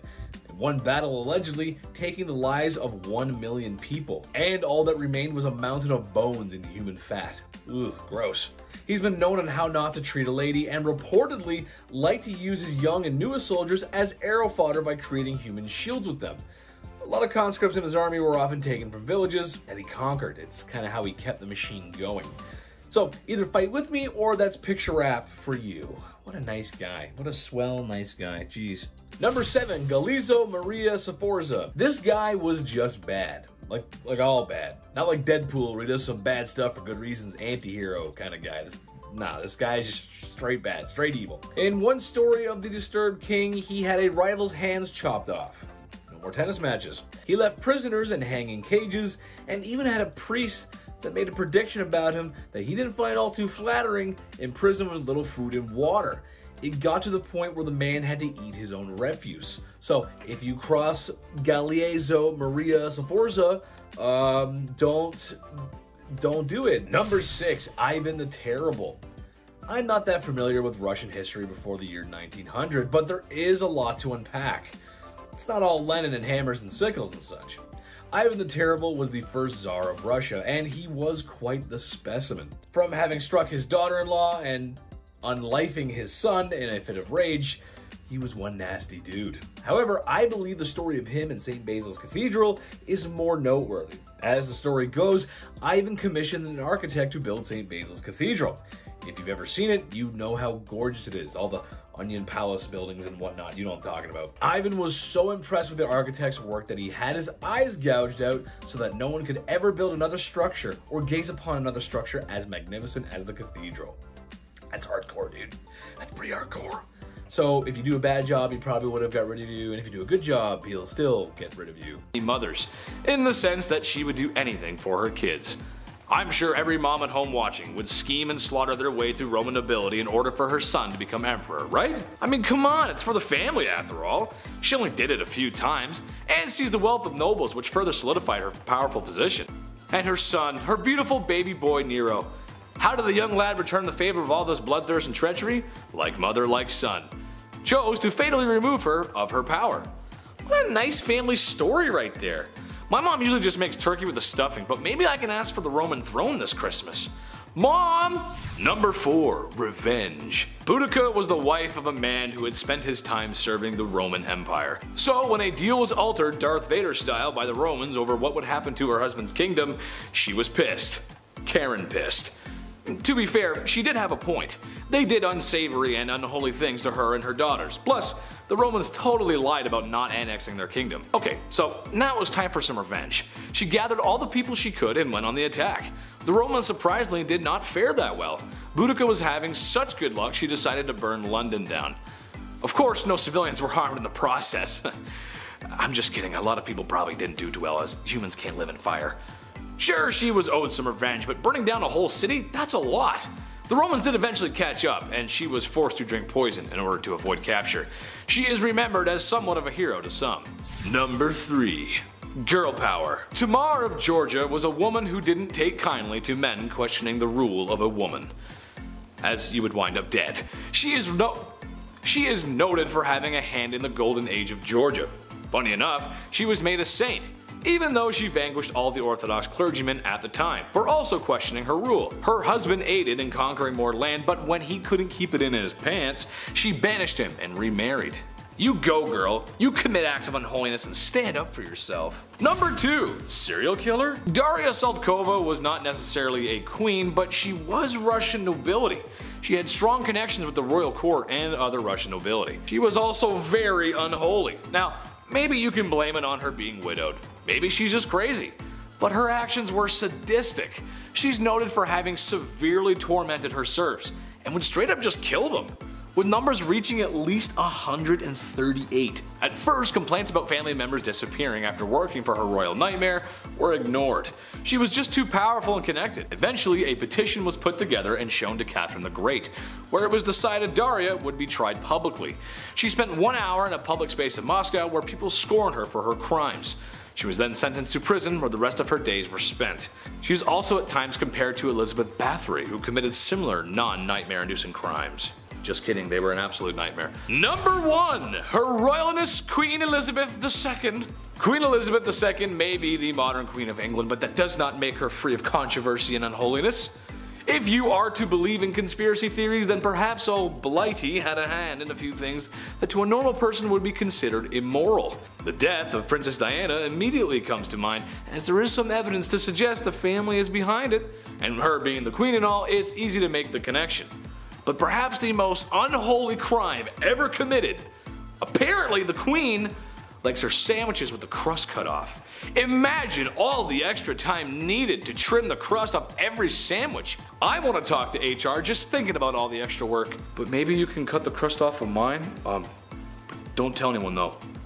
Okay, thanks. At number 10, the king of hobbies. Everyone has their interests, right? Like, for example, I like video games, and I like watching people scream at their teammates for not helping everyone else out. I'm looking at you, Blake. For kings back in the day, they didn't have people on Rocket League to scream at, so they had to find other interests. For Tsar Peter the Great, he had a lot of interests, and they were all very bizarre. Firstly, he had an obsession with short people, especially dwarves. To him, they were like his real-life dolls or something, and he would hold weddings for them and even hold lavish funerals, complete with small horses pulling a small coffin on a carriage, and even a very short priest to hold the ceremony. But other than this obsession with short people, he also dabbled a bit in medicine. He liked watching surgeries be performed like he was trying to be on Grey's Anatomy or something, but when watching the surgeries just wasn't enough for him, he would sometimes perform them himself. Now remember, he's not a doctor, so it's no surprise to learn that these surgeries rarely ever went well and people died. I certainly wouldn't trust him to give me any kind of surgery, but he was a king so he could do whatever he wanted. Peter the Great also loved dentistry. It is said that if you wanted to get all buddy-buddy with the king, all you had to do was let him pull your tooth. Sounds like the guy was one heartbreak away from starting his own medical drama, but in the worst way. Number 9. Banning coffee. This is the worst of the worst, people. Murad IV, Sultan of the Ottoman Empire. The guy banned coffee like an absolute monster. No more triples for you. He was born in 1612, and for the most part, his mother was ruling through him because he was so young. That's often the case with most of these young rulers. They just get, hey, you're 7, now you rule a kingdom, enjoy. It's tough, they're not gonna know what's going on. But when he got a little bit older, he put forth these laws, punishable by death, might I add, in order to get things back on track. That was the key. He banned coffee, tobacco, and alcohol. He would actually disguise himself as a civilian during the nighttime and would wander around aimlessly in hopes that he would find one of these dark roast renegades. If you were caught outside having a quick smoke break, you weren't arrested, you didn't get fined, but rather, Murad IV himself would take your head off right there in the streets. No trial, no jury, just straight to execution. All because you're drinking a Bud Light Lime. At number 8, why you mad? Now this could be a bit of a controversial opinion, but if your name includes the words the mad, I would assume that you're not doing too great, right? I mean, you have to earn that title, and if it's a title that harsh, that simply begs the question, what in the HE double hockey sticks did you do to get that name? Well, for Charles the Mad, he did a lot. Charles became king when he was only 11 years old, so that certainly didn't help his development, and knowing this kind of helps explain a lot of his actions. He was known for getting really angry and throwing fits of rage, and was known to give people the gift of the big sleep, if you know what I mean. Charles didn't always kill people though, only sometimes. Other times he liked to switch things up. Sometimes he would run around his palace pretending to be a wolf. Other times he would go through phases where he just really didn't want to keep up with his personal hygiene, and he would get so gross that he literally had to be cut out of his own clothes. Now I don't know how long you have to go without bathing to get to that point, but really I don't think I want to know the answer to that question. Charles also thought that he was made of glass, and so he would go through phases where he would sit completely still so that he didn't break. Kind of like Drax from Guardians of the Galaxy, but not as, extraterrestrial. Well, maybe he was. That honestly would explain a lot. Number 7. Party hard. Zhu Huzhou was the emperor of the Ming Dynasty in the early 1500s. Now lately we've been talking about kings and queens, we're on part 2s for both now, and there's a good amount who simply just aren't ready, they're too young to rule. Like Joffrey from Game of Thrones. Kings like that actually existed, they were horrible. They were young, they were too young to know what was right and wrong. Plus they usually have some corrupt parents whispering in their ears the entire time. Zhu took the throne at just age 14, and for a while, ministers were confident that he would grow into the role and become the leader that he was born to be. Well, when he got older, he transformed a zoo just outside of Beijing, he transformed it into his own personal brothel. Yum. I mean, on one hand, I'm glad the animals are free, but like, a zoo? You couldn't find a more romantic place? Can convert an Applebee's to a brothel, maybe? I don't know, something with AC? His final days were spent partying, and some would say a little bit too hard. He got intoxicated and fell from a boat. That's how he ended his life. Honestly, not a bad way to go out. Pretty OG. At number 6, love game. A lot of kings and queens throughout history have been known to engage in the horizontal hustle a lot. I mean, when you're a ruler of a kingdom, you don't really have much to do in your spare time, so what else are you gonna do? Play a board game? No. These monarchs were getting busy all the time, but there was one king who was just so obsessed with getting a good old pickle tickle that it just became his whole personality. King Philip V was known to be a nymphomaniac, and he liked doing the deed a lot, but because at the time, the Catholic Church said that having sexy time with anyone but your spouse was a sin, the king and his wife were getting busy all the time. Eventually, his first wife caught on to how to use this to her advantage, and she would often refuse to sleep with him until she got her way with anything she suggested or demanded from him. You would think that he would catch on to this game, but maybe his urges were just so strong because he always caved and gave her what he wanted. Obviously, this man did not follow Hoodville. Absolutely not. Just to give you guys an idea of how obsessed this guy was, when his wife was on her deathbed, before she went he literally tried to get one last bang in. On her deathbed. Like, dude, not the time. Number 5, Queen Isabella I. The Spanish Inquisition, pretty high up there as far as terrifying points in history go. If you weren't willing to convert to Catholicism, you were tormented, interrogated, and burned at the stake. Who was behind this awful time in history? This lady, Queen Isabella I. Technically, as she was fighting for a holy order for the Catholic Church, this can be seen as holy, but was it? Burning people at the stake because they didn't share this belief? Not cool, Isabel. She created a secular government through her reign which allowed for the monarchy to have more power. Being a pious Catholic, she made Catholicism the official religion and created a tribunal to make this happen. Secret service or a secret police that spread fear wherever they went. Her direct influence caused the Jewish population to falter for a really long time after. Number 4, Frédégonde of Soissons. Okay, I maybe said that wrong, so I apologize. Kind of impressed with her rise to power. She went from slave attendant to queen. How do you bridge that gap? No idea. Boy was she ferocious. Assassination and manipulation were her main political tools. Frédégonde was among a small number of enslaved women in the Merovingian household that became a queen. Merovingian was the OG Central Europe before everything got split up. She survived political dangers and retained her husband's loyalty and could persuade monks and priests to jump onto her plots with ease. She encouraged her husband, the king, to set aside his first wife and then even take the life of his second. But his second wife, Galswinda, had a sister named Brunhild who became the mortal enemy of Frédégonde. She had good reason to be. Frédégonde continued to do everything she could to secure her position, one assassination after the next. She was a pretty stormy lady. Number 3, Bathory. Okay, alright. Technically not a queen, I get it, but she might as well have been with the power that she had. So fight me. She's remembered as the most evil woman in the world in history, I think. I don't know.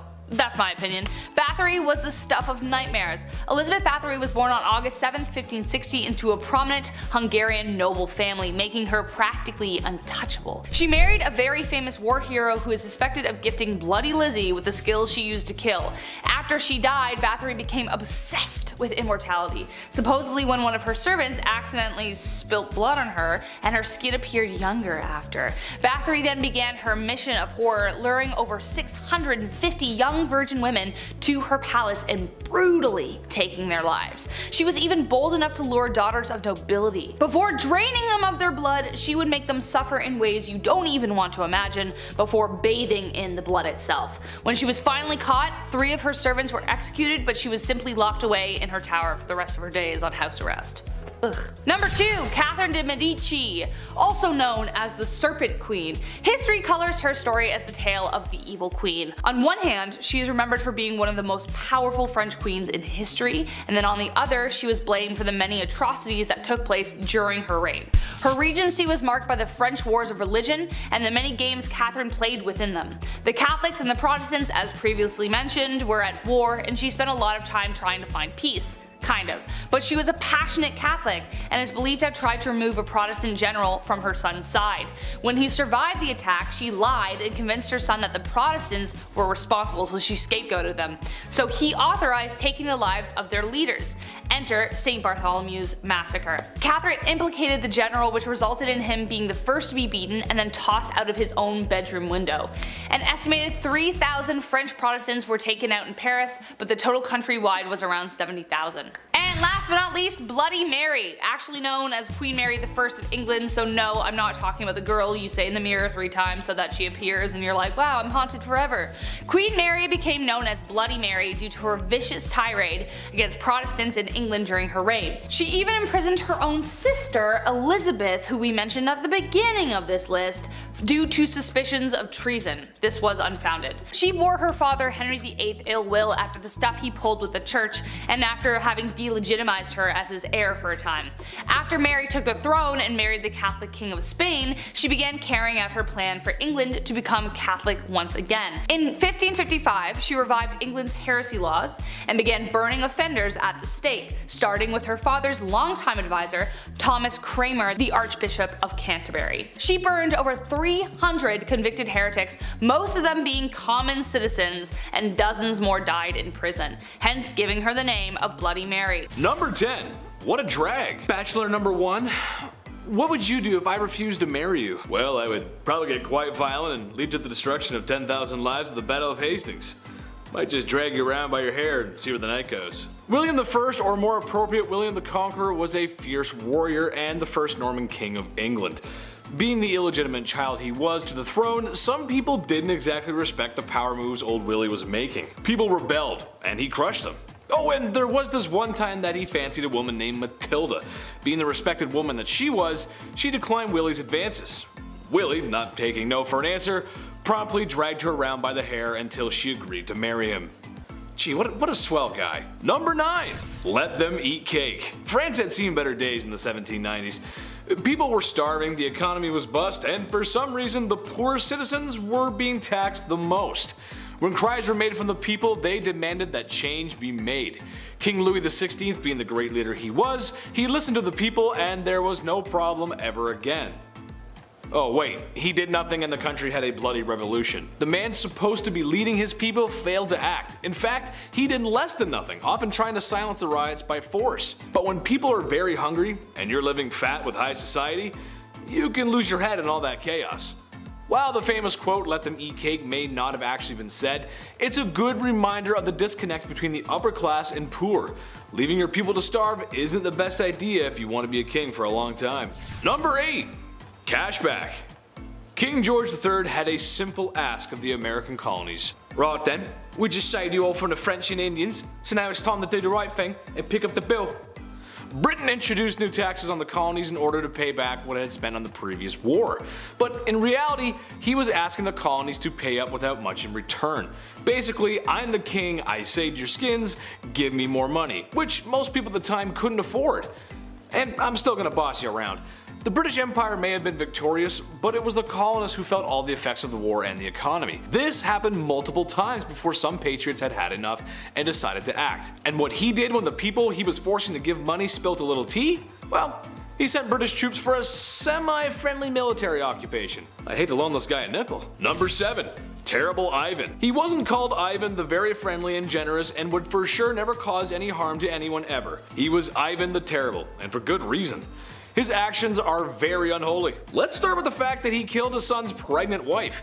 And when his son came to confront dear old dad, his son was struck with a pointed staff, killing him in a fit of rage.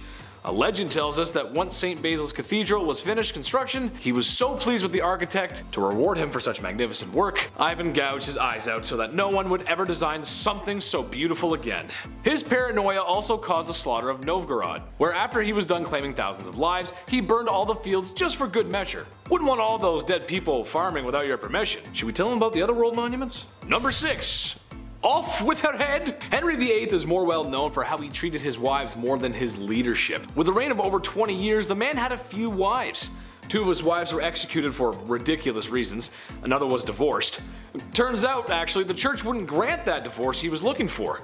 So Henry went and did the next best thing. He broke away from the Catholic Church and dissolved the monasteries, taking their wealth and redistributing it as he saw fit. Nothing is unholier than trying to get away from the church. Historians believe that his divorce actually led to the English Reformation.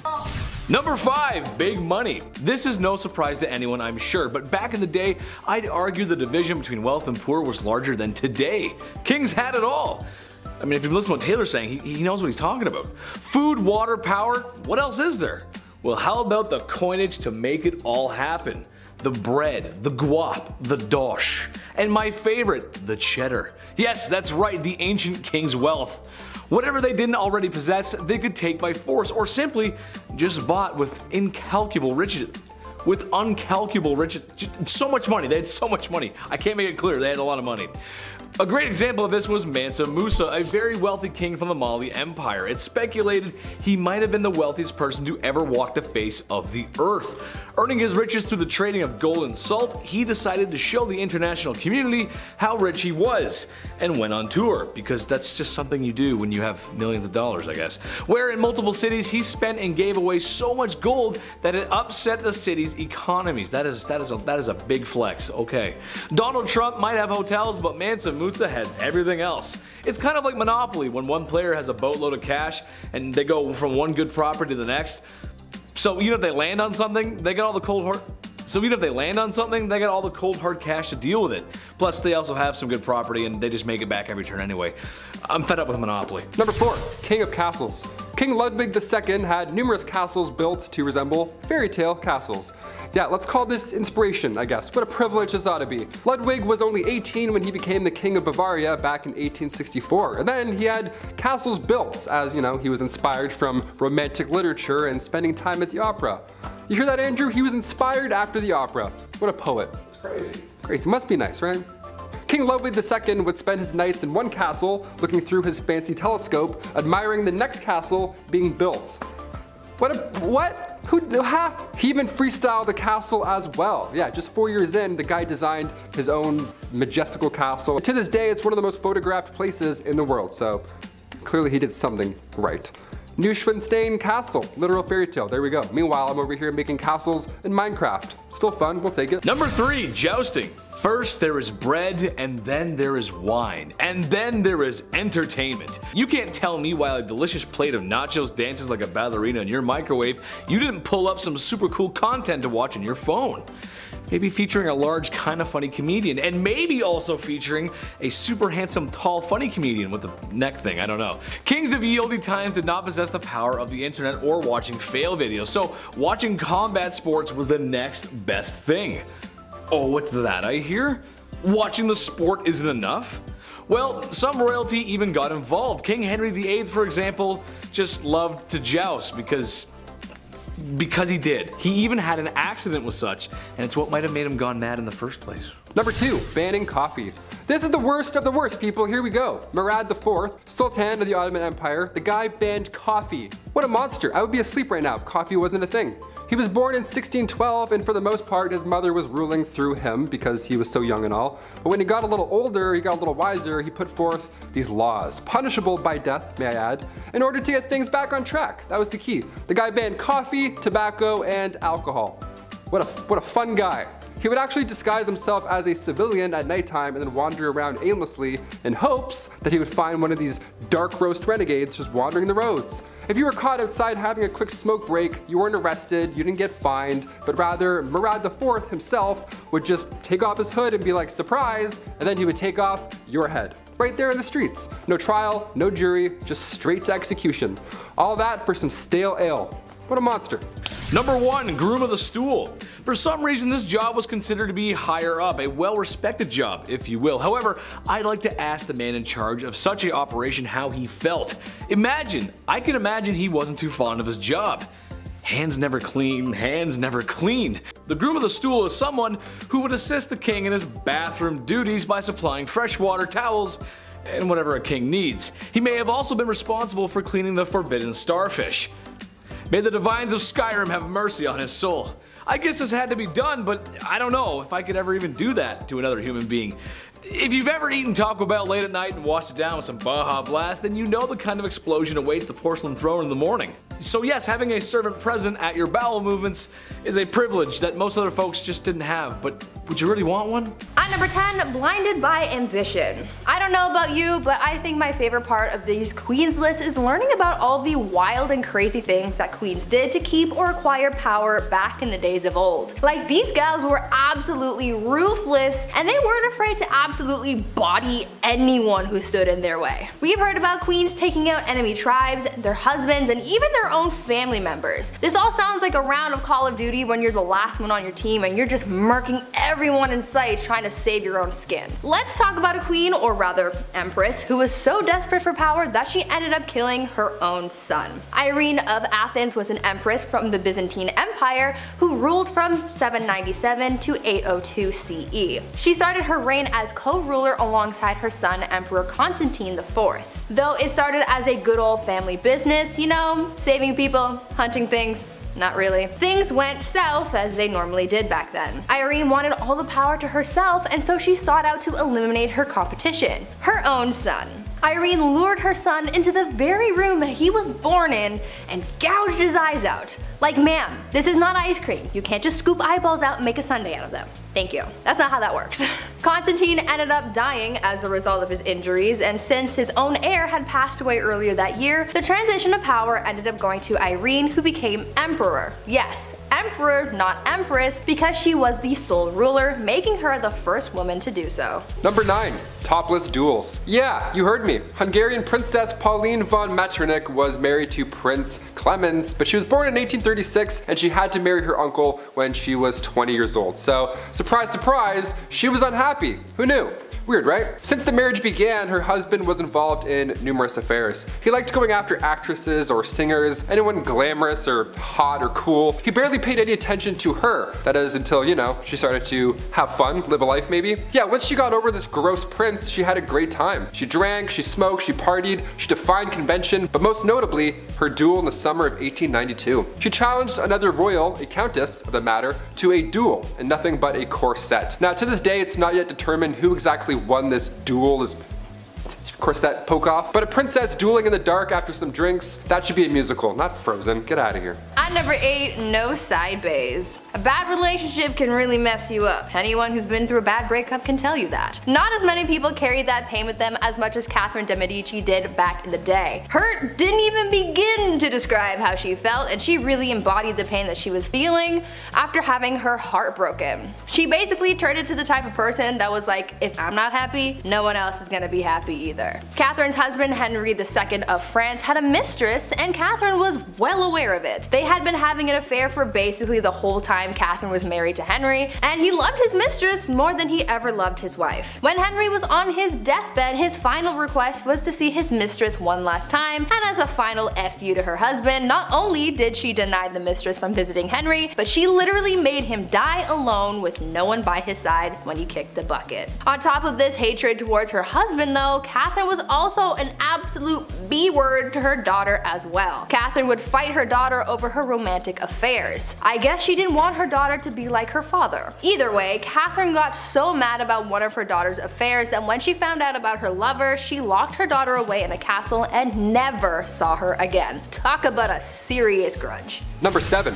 2 for 1. When you're deemed the most beautiful woman in all the realm of England and the most loving, well, odds are you're going to need 2 husbands. All that love to give, it only makes sense. Joan of Kent was named as such, and at the age 12, so gross, she was married for the first time. She fell in love with a knight named Thomas Holland. Yeah, she dated Tom Holland, the knight Spider-Man guy. That's great. He was 26 and she was 12, still gross, but they got married in secret. She knew her parents wouldn't be on board. He was broke, and yeah, he was also 26, so for obvious reasons it had to be a little hush-hush. Even in royal standards, that's a bit odd. After the wedding, Thomas had to go off to war, and he wasn't gone for too long before, well, she remarried. The son of the Earl of Salisbury slid into her DMs, and Joan thought Tom Holland's Spider-Knight was dead. Well, Thomas returned, like he did in Endgame, but they were legal issues now. Ultimately, Joan and Thomas got together and had 4 children, but after Thomas did die, Joan became the first ever Princess of Wales. So if you love someone, just, you know, marry them. Even if the other person's still just over there, just marry them both, see what happens. At number 6, apple of his eye. I feel like this queen I'm about to tell you about needs to have her own movie made about her or something, because the things she did for power were almost unbelievable. I would say that I would want to be her when I grow up, but she's kind of responsible for the deaths of a lot of people, and that's not really something I'm striving for, you know? But she did have a lot of determination. I will give her that. Isabella was married to King Edward II of England, and though she was quite the catch, Isabella wasn't really all that jazzed about him. She was like, meh, I guess I'll be your wife, even though back then she really wouldn't have a choice in the matter anyway. Anyways, after 10 years of marriage and the birth of an heir, things seemed to be relatively okay between the king and queen. That is until the king started getting all buddy-buddy with his friend Hugh Despenser, who was a much hated noble. Very hated. Hated numero uno. Isabella didn't like the bromance that was forming, and she was like, no, the only person who gets the king's attention is me. So she rallied the support of the other nobles, banished the Despenser family, burned their castles to the ground, claimed their possessions, and killed anyone who supported the disgraced family. After all of that went down, she took refuge in the Tower of London, where she met a prisoner whom she smuggled to France. Then she got her husband to bring their son to France. And from there, with the support of the nobles and the common people, she was able to would feed her husband and the dispensers, and became Queen Regent until her son Edward III came of age to become king. After all of that, she finally got her way. I hope she slept well that night because she did the most. Number 5. King of Egypt. His Majesty Farouk I, by the grace of God, King of Egypt and the Sudan, that was his full title, was deposed during his nation's 1952 revolution and spent the remainder of his days in exile to Italy. In his haste to avoid getting the Mussolini treatment, he left behind a majority of his most prized possessions. When the people got a look at what he was storing behind the walls of his residence, they were a bit disgusted to find an excessive number of expensive suits, rare stamps and coins, jewels, luxury vehicles, and many other things that I will never afford. Now, what else would he have that would be considered strange? I'll let you take a guess. Was it A, a blam blam cachet, B, piles and piles of a white substance that made the 80s fun, or C, an unsettling amount of gardening magazines? Go ahead and let us know in the comments below. I'll give you a second. Nope, time's up. If you said secret option D, you'd be right. What was it, you ask? Well, it was a disturbing amount of adult entertainment. So much so, it wouldn't even fit underneath his mattress. Man, that's a lot. That's too much. That's too much. Number 4, Peter III. Remember the last time you played with your toys as a kid? Same. And let us know what your favorite toys were as a kid. Let's see if we have some shared favorites. I'm actually curious. That's kind of a cool thing to talk about. Well, for Peter III, it was little army men, or tin soldiers, I guess you'd call them. And yes, he played with them as an adult, staging mock battles. Is it the weirdest thing ever? No, it's not. But he was a king, so that's a wee bit strange. Hey, I love army men just as much as the next guy, especially those little green plastic dudes. I used to love those video games too. Very underrated in my opinion. I love that stuff. It also makes me think of that scene in Spaceballs. Enough references aside, you never really know someone until you've seen the money they've spent on their army men collection. Number 3, Ibrahim I. Fur everywhere. Ibrahim I of the Ottoman Empire was the 18th Sultan and the #1 purchaser of fine furs. Personally, I've never had any fine furs. I grew up in the trailer park and Mama always said that fur was cruel anyway, so I never felt the luxury of fine furs, if you will. It must be nice because Ibrahim loved them so much. Like, he really loved them. His whole wardrobe consisted of them, in fact. Plus, his walls were covered in them, and apparently even his curtains. I don't do well in heat, so I'll pass on that. I'd be sweating way too much. Too much fur. Number 2, the locksmith. Who are you and how'd you get in here? I'm the locksmith, and I'm the locksmith. Classic Leslie Nielsen. God, I love that guy. I love those movies. I'd love to make one day. Or star in one. Hollywood, call me. King Louis XVI, the last king of France. We're back to him again. The man spent his time and money on something rather strange. No, not all was spent on his wife and her life, and yeah, I'm kind of putting him on the list twice, but trust me, it's weird. I mean, come on, he gave the queen whatever the heck she wanted. Well, apparently he loved to spend his time and money on locksmithing. What? Yeah, that's so weird. He would spend his time trying to get into locks and understand them. He was also stated as saying that every man should have a passion. Hey, maybe put down the locks and start helping the people as a passion. There's an idea. What a great idea. Feed the people. Instead, I'm just going to work on this lock. I'm just going to go ahead and just, yeah, almost got it. Yep. Number 1, Christian VII of Denmark. I saw this and I just had to put it on here. I mean, come on. Apparently the guy wasn't very mentally stable. I mean, who is these days? Apparently the royal spent a lot of his time waxing his carrot, polishing the flagpole, tenderizing the gabagoo, charming the snake, self-firing on all cylinders, the one-handed bedroom dance, what I did all summer long in high school. You get the point, okay? You understand what I'm trying to say. Truth of the matter is, you don't get there with a little help from Vaseline or St. Ives. The man bought time so he could be this way. The man is either a legend or a crazy person. Imagine having that much money and that much time in your day that that's all you do. Number 10, Elizabeth I. Good old Queen Bess is one of the most remembered queens in the British monarchy, male or female. She's a pretty big deal. Elizabeth loved to make her fellow male nobles fall under her spell. She was witty, cunning, and very well liked by her court. However, one of the things that earned her some enemies was establishing a Protestant England. Her sister Mary, her predecessor, fought very hard for the opposite. She was very Catholic, and we will get to how bloody that was later, but Queen Bess a lot of people off, especially Spain. She was supposed to marry the Catholic Spanish king after her sister passed, but she turned him down. This led to a conflict between Protestant England and Catholic Spain, but her navy defeated the Spanish Armada in 1588. Mary, Queen of Scots, laid claim to the English throne and was one of Lizzie's greatest internal threats. Mary was a Catholic, which made all the Catholics of England back her. Mary was also presumed to be behind several assassination attempts against the Queen. Finally, Queen Elizabeth had to take action, and after keeping her cousin hostage for 20 years, she finally had to have her executed. And we'll talk more about her later. Number 9. Catherine the Great. So Catherine the Great was called the Great for a reason. She was a pretty epic woman by most accounts. She even had one of the first vaccines, which is pretty crazy. Though she wasn't actually born in Russia or even Russian at all, Catherine was not content to go down in history quietly. She considered herself an enlightened ruler, and history tends to agree, with aims of prioritizing education for the people. She had many lovers, and there is enough evidence to suggest that the son she had was illegitimate.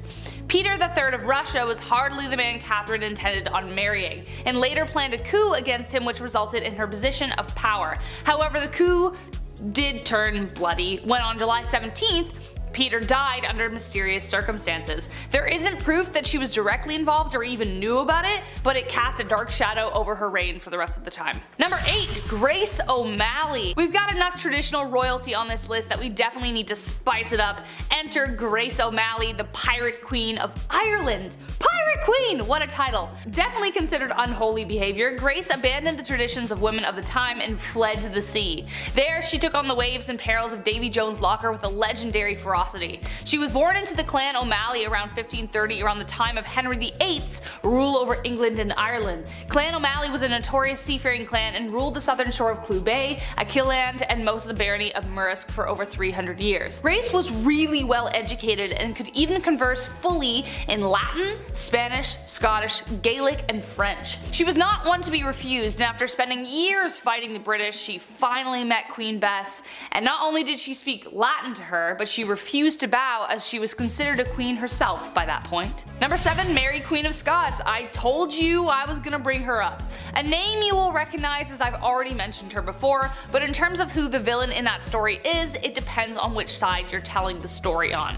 Mary's story is full of tragedy, romance, betrayal, loss, and heartbreak. Unlike Lizzie, Mary was a dedicated Catholic and spent the entirety of her reign trying to gather the Catholics against Elizabeth. She had a series of marriages and relationships that led to tragedy every which way she went. Her first husband, the Dauphin of France, died shortly after their marriage. Her second husband she loved until he became a drunkard, and then she just started running things. But he was mysteriously unalived while she was 6 months pregnant. He was inside a building that exploded, but his body landed outside, and it turned out he was strangled. So what happened there? She would later give birth to 2 stillborn sons, but she would have sons later on. She would have a son who would inherit the throne after Elizabeth's death, but it was due to Mary's plotting and scheming that eventually ended her in death. So she did actually plot to kill Elizabeth. So that's a pretty unholy deed, I would say. Number 6. Princess Olga of Kiev. Okay, wow, this woman. One saint you definitely don't want to mess with. Despite being a saint, Princess Olga of Kiev was actually pretty sinful. She was one of the most vicious and vengeful rulers in the history of Kievan Rus, which would later become Russia, Ukraine, and Belarus. Olga took center stage after her husband died and made sure she would never be forgotten. Her husband died in a very gruesome way by the enemies that we're going to talk about in a second. When the people who viciously unalived her husband tried to persuade her to marry their leader, they sent 20 men. Olga told them to wait in their boats, had her men dig a ditch in the meantime, and the next morning buried the men alive. She then lied and told the king she would accept his offer if he sent his best company to retrieve her. He didn't know about all that stuff yet. When they got there, she locked them in a bathhouse and torched it. But it didn't stop there. Olga didn't stop there, that's not her style. She would later host a steak dinner with her enemies in which they were staked. Very Vlad the Impaler, I know. Then she set whole villages on fire by attaching sulfur to pigeons, and then it was just crazy. Damn, like hell has no fury like a woman scorned, let me tell you. Number 5. George V. We love hobbies here on Bumblebee. I mean, I used to collect special quarters growing up. I swear to God. The only time I've ever been good at saving money was when I was 12. I would see one of these and be like, don't touch it. George V turned out he loved stamps.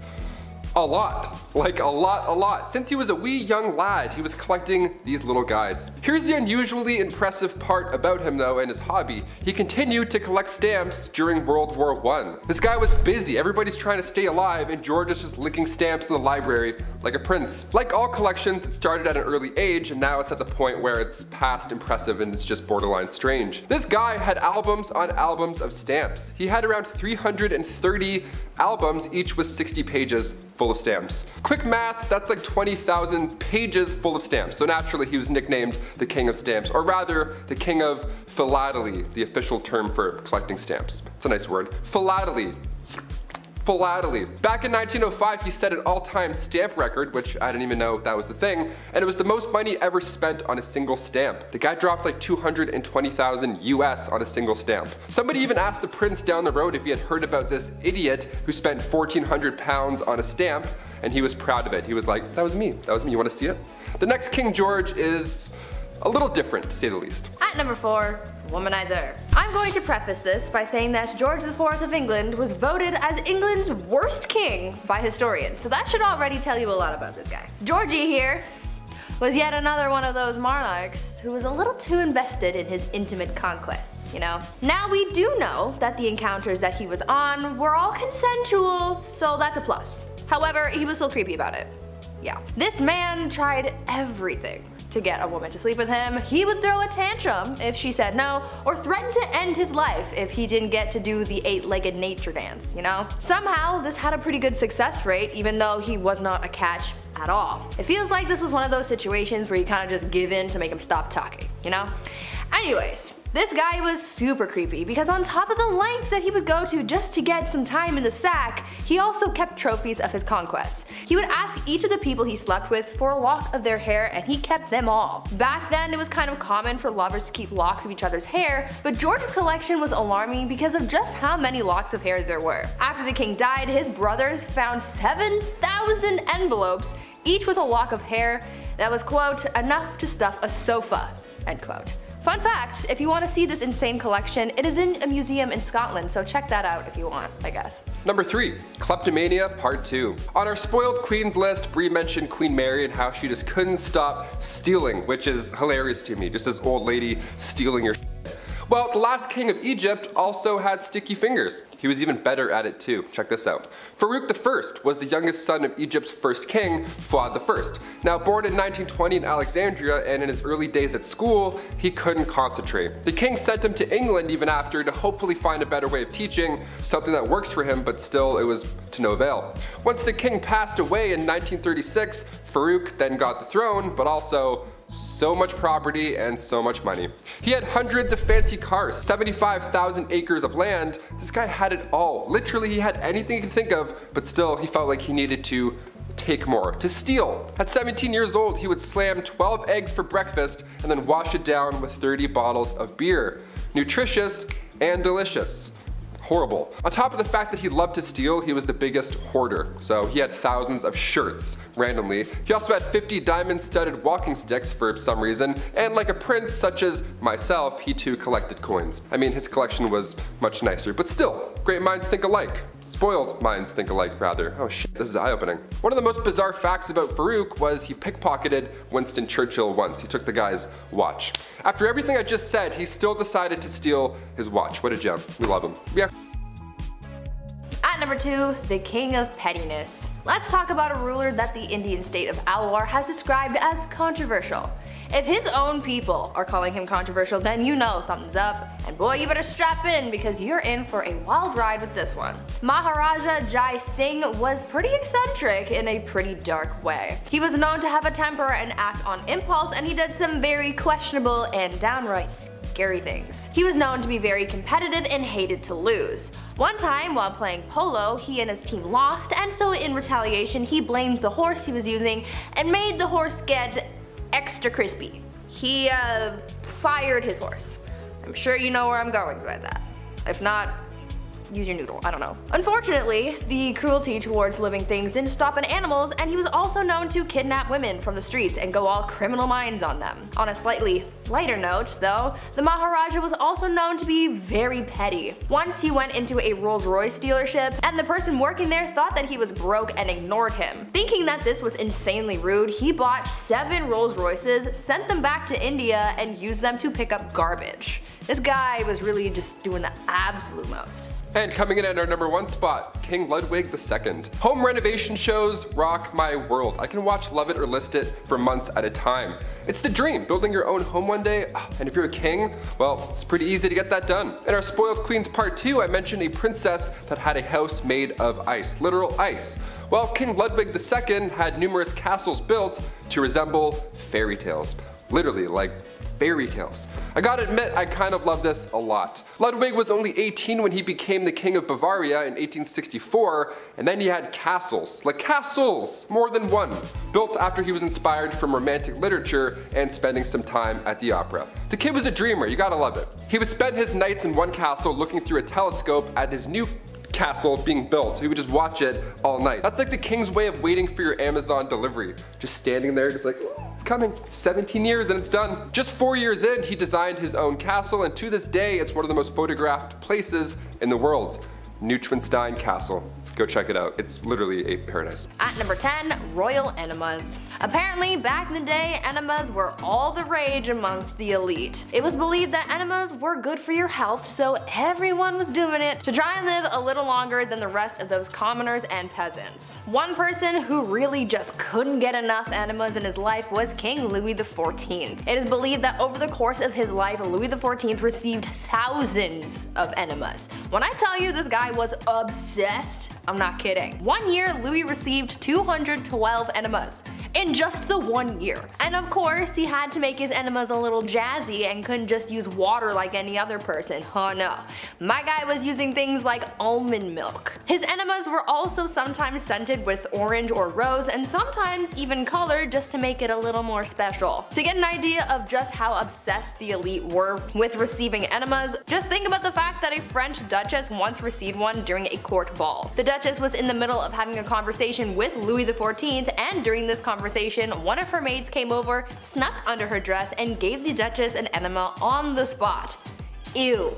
These people were so weird. At number 9, pampered pony. I'm sure I can speak for most people when I say when you have a pet, you love and care for that thing like it is your child, right? Well, one Roman emperor might have taken that concept a little bit too far, because saying that he was obsessed with his horse is an understatement. The Roman emperor known as Caligula had a horse named Incitatus. Caligula was a horse racing enthusiast, so Incitatus was his pride and joy, and not too many people were all that thrilled about it, to be honest. When I tell you this horse was treated better than most people have ever been, I'm not kidding. The horse's stall was made out of marble, his manger was made out of ivory, and he was even fed oats flaked with gold. Caligula was also very adamant about his horse receiving a good and restful sleep before a race, and he was so serious about it that he made guards stand outside of the horse's stable to make sure that the horse remained undisturbed while it slept. This horse even had its own furniture. Like, what is he gonna do with it? He's a horse. Caligula was so fond of his horse that he even made it a priest and promised to make him consul, which was the lead position in the Roman government after the emperor, highly coveted by senators. This was the last straw for people because the emperor was putting his horse above his own people, so he was assassinated. Now, before I carry on telling you guys about the wild and crazy things that kings did back in the day, I would like to first ask you guys to consider leaving a like on this video if you're enjoying it so far, and also maybe think about subscribing as well to see more videos like this one. At number 8, Mumia medicine. It's safe to say that medicine from the past is very different from modern times. These days we have pharmaceuticals to treat illnesses, but back in the days of old there were very different and quite questionable methods of treating ailments, and one of those methods included cannibalism. In the 16th and 17th centuries, it was common practice for elites like priests, kings, and other nobles to consume remedies that included human bones, blood, and fat as medicine to treat ailments from headaches to epilepsy, and this practice was called mumia medicine. At first, it started with people using Egyptian mummies and skulls from Irish graves for use in medicine, as bones would be ground and used in different tinctures for various uses. But soon, other parts of the body royalty started to be used. Human fat was later used to treat ailments on the outside of the body, and blood would be consumed as well, as it was believed to contain the vitality of life. Several monarchs were known to use mummy medicine, like Charles II and William II of England, Francois I of France, and Christian IV of Denmark. At number 7, kissing sheets. For thousands of years, monarchs worried about the threat of being poisoned by their enemies, and so they thought of an array of precautions to take in order to prevent being taken out by some kind of spicy death sauce or something. Many monarchs hired tasters to try their food before it was given to the king to make sure that it wasn't poisoned, but some monarchs were also afraid of being poisoned through something that they touched. This is why Henry VIII hired someone with a very important job to make sure that his bed wasn't poisoned. The person who was tasked with making the king's bed was also required to kiss every part of his bed in the morning. They would kiss the pillows, sheets, and blankets to prove that someone hadn't smeared poison on it. The king was also concerned with people poisoning clothing too, so his clothes as well as his son's clothes were also tested for poison before getting dressed. At number 6, eternal youth. I know that there are a lot of people out there who want to live forever. I am one of those people. I am afraid of dying, but I also want to see what humanity will look like many years from now until the sun consumes the earth. Unfortunately, that's kind of impossible, at least for now, until we come up with some kind of way to make people live longer. But this idea of prolonging your life has been around for thousands of years, and one Chinese emperor was super obsessed with the idea and really tried his best to live for at least another 10,000 years. Emperor Ying Zhang was obsessed with finding a magic elixir that would make him live longer, and he demanded that his subjects find this immortality elixir for him. Now, even though he brought a lot of prosperity to people during his rule, he never let go of his demand for immortality, and it put a lot of pressure on his underlings to find him something to help him live forever, but obviously that didn't happen. He was so concerned with his lifespan that he even brought magicians into his court. His obsession alienated him from his people, and after all of that effort trying to live longer, he died at the age of 49. At number 5, no bathing. These days, bathing is kind of a necessary thing. Gotta be clean, you have to smell nice, you have to practice proper hygiene. But back in the olden days, this was the complete opposite, and nobles rarely ever bathed, and it was kind of a trend. Over time, physicians began to believe that bathing was dangerous, and obviously the nobility tried to protect their lives and well-being at all costs, and so they just stopped bathing. In a popular 16th century medical book, it was advised, quote, "Use not baths or stews nor sweat too much, for all openeth pores of a man's body maketh the venomous air to open and for to infect the blood," end quote. So yeah, they thought that taking a bath would make you sick.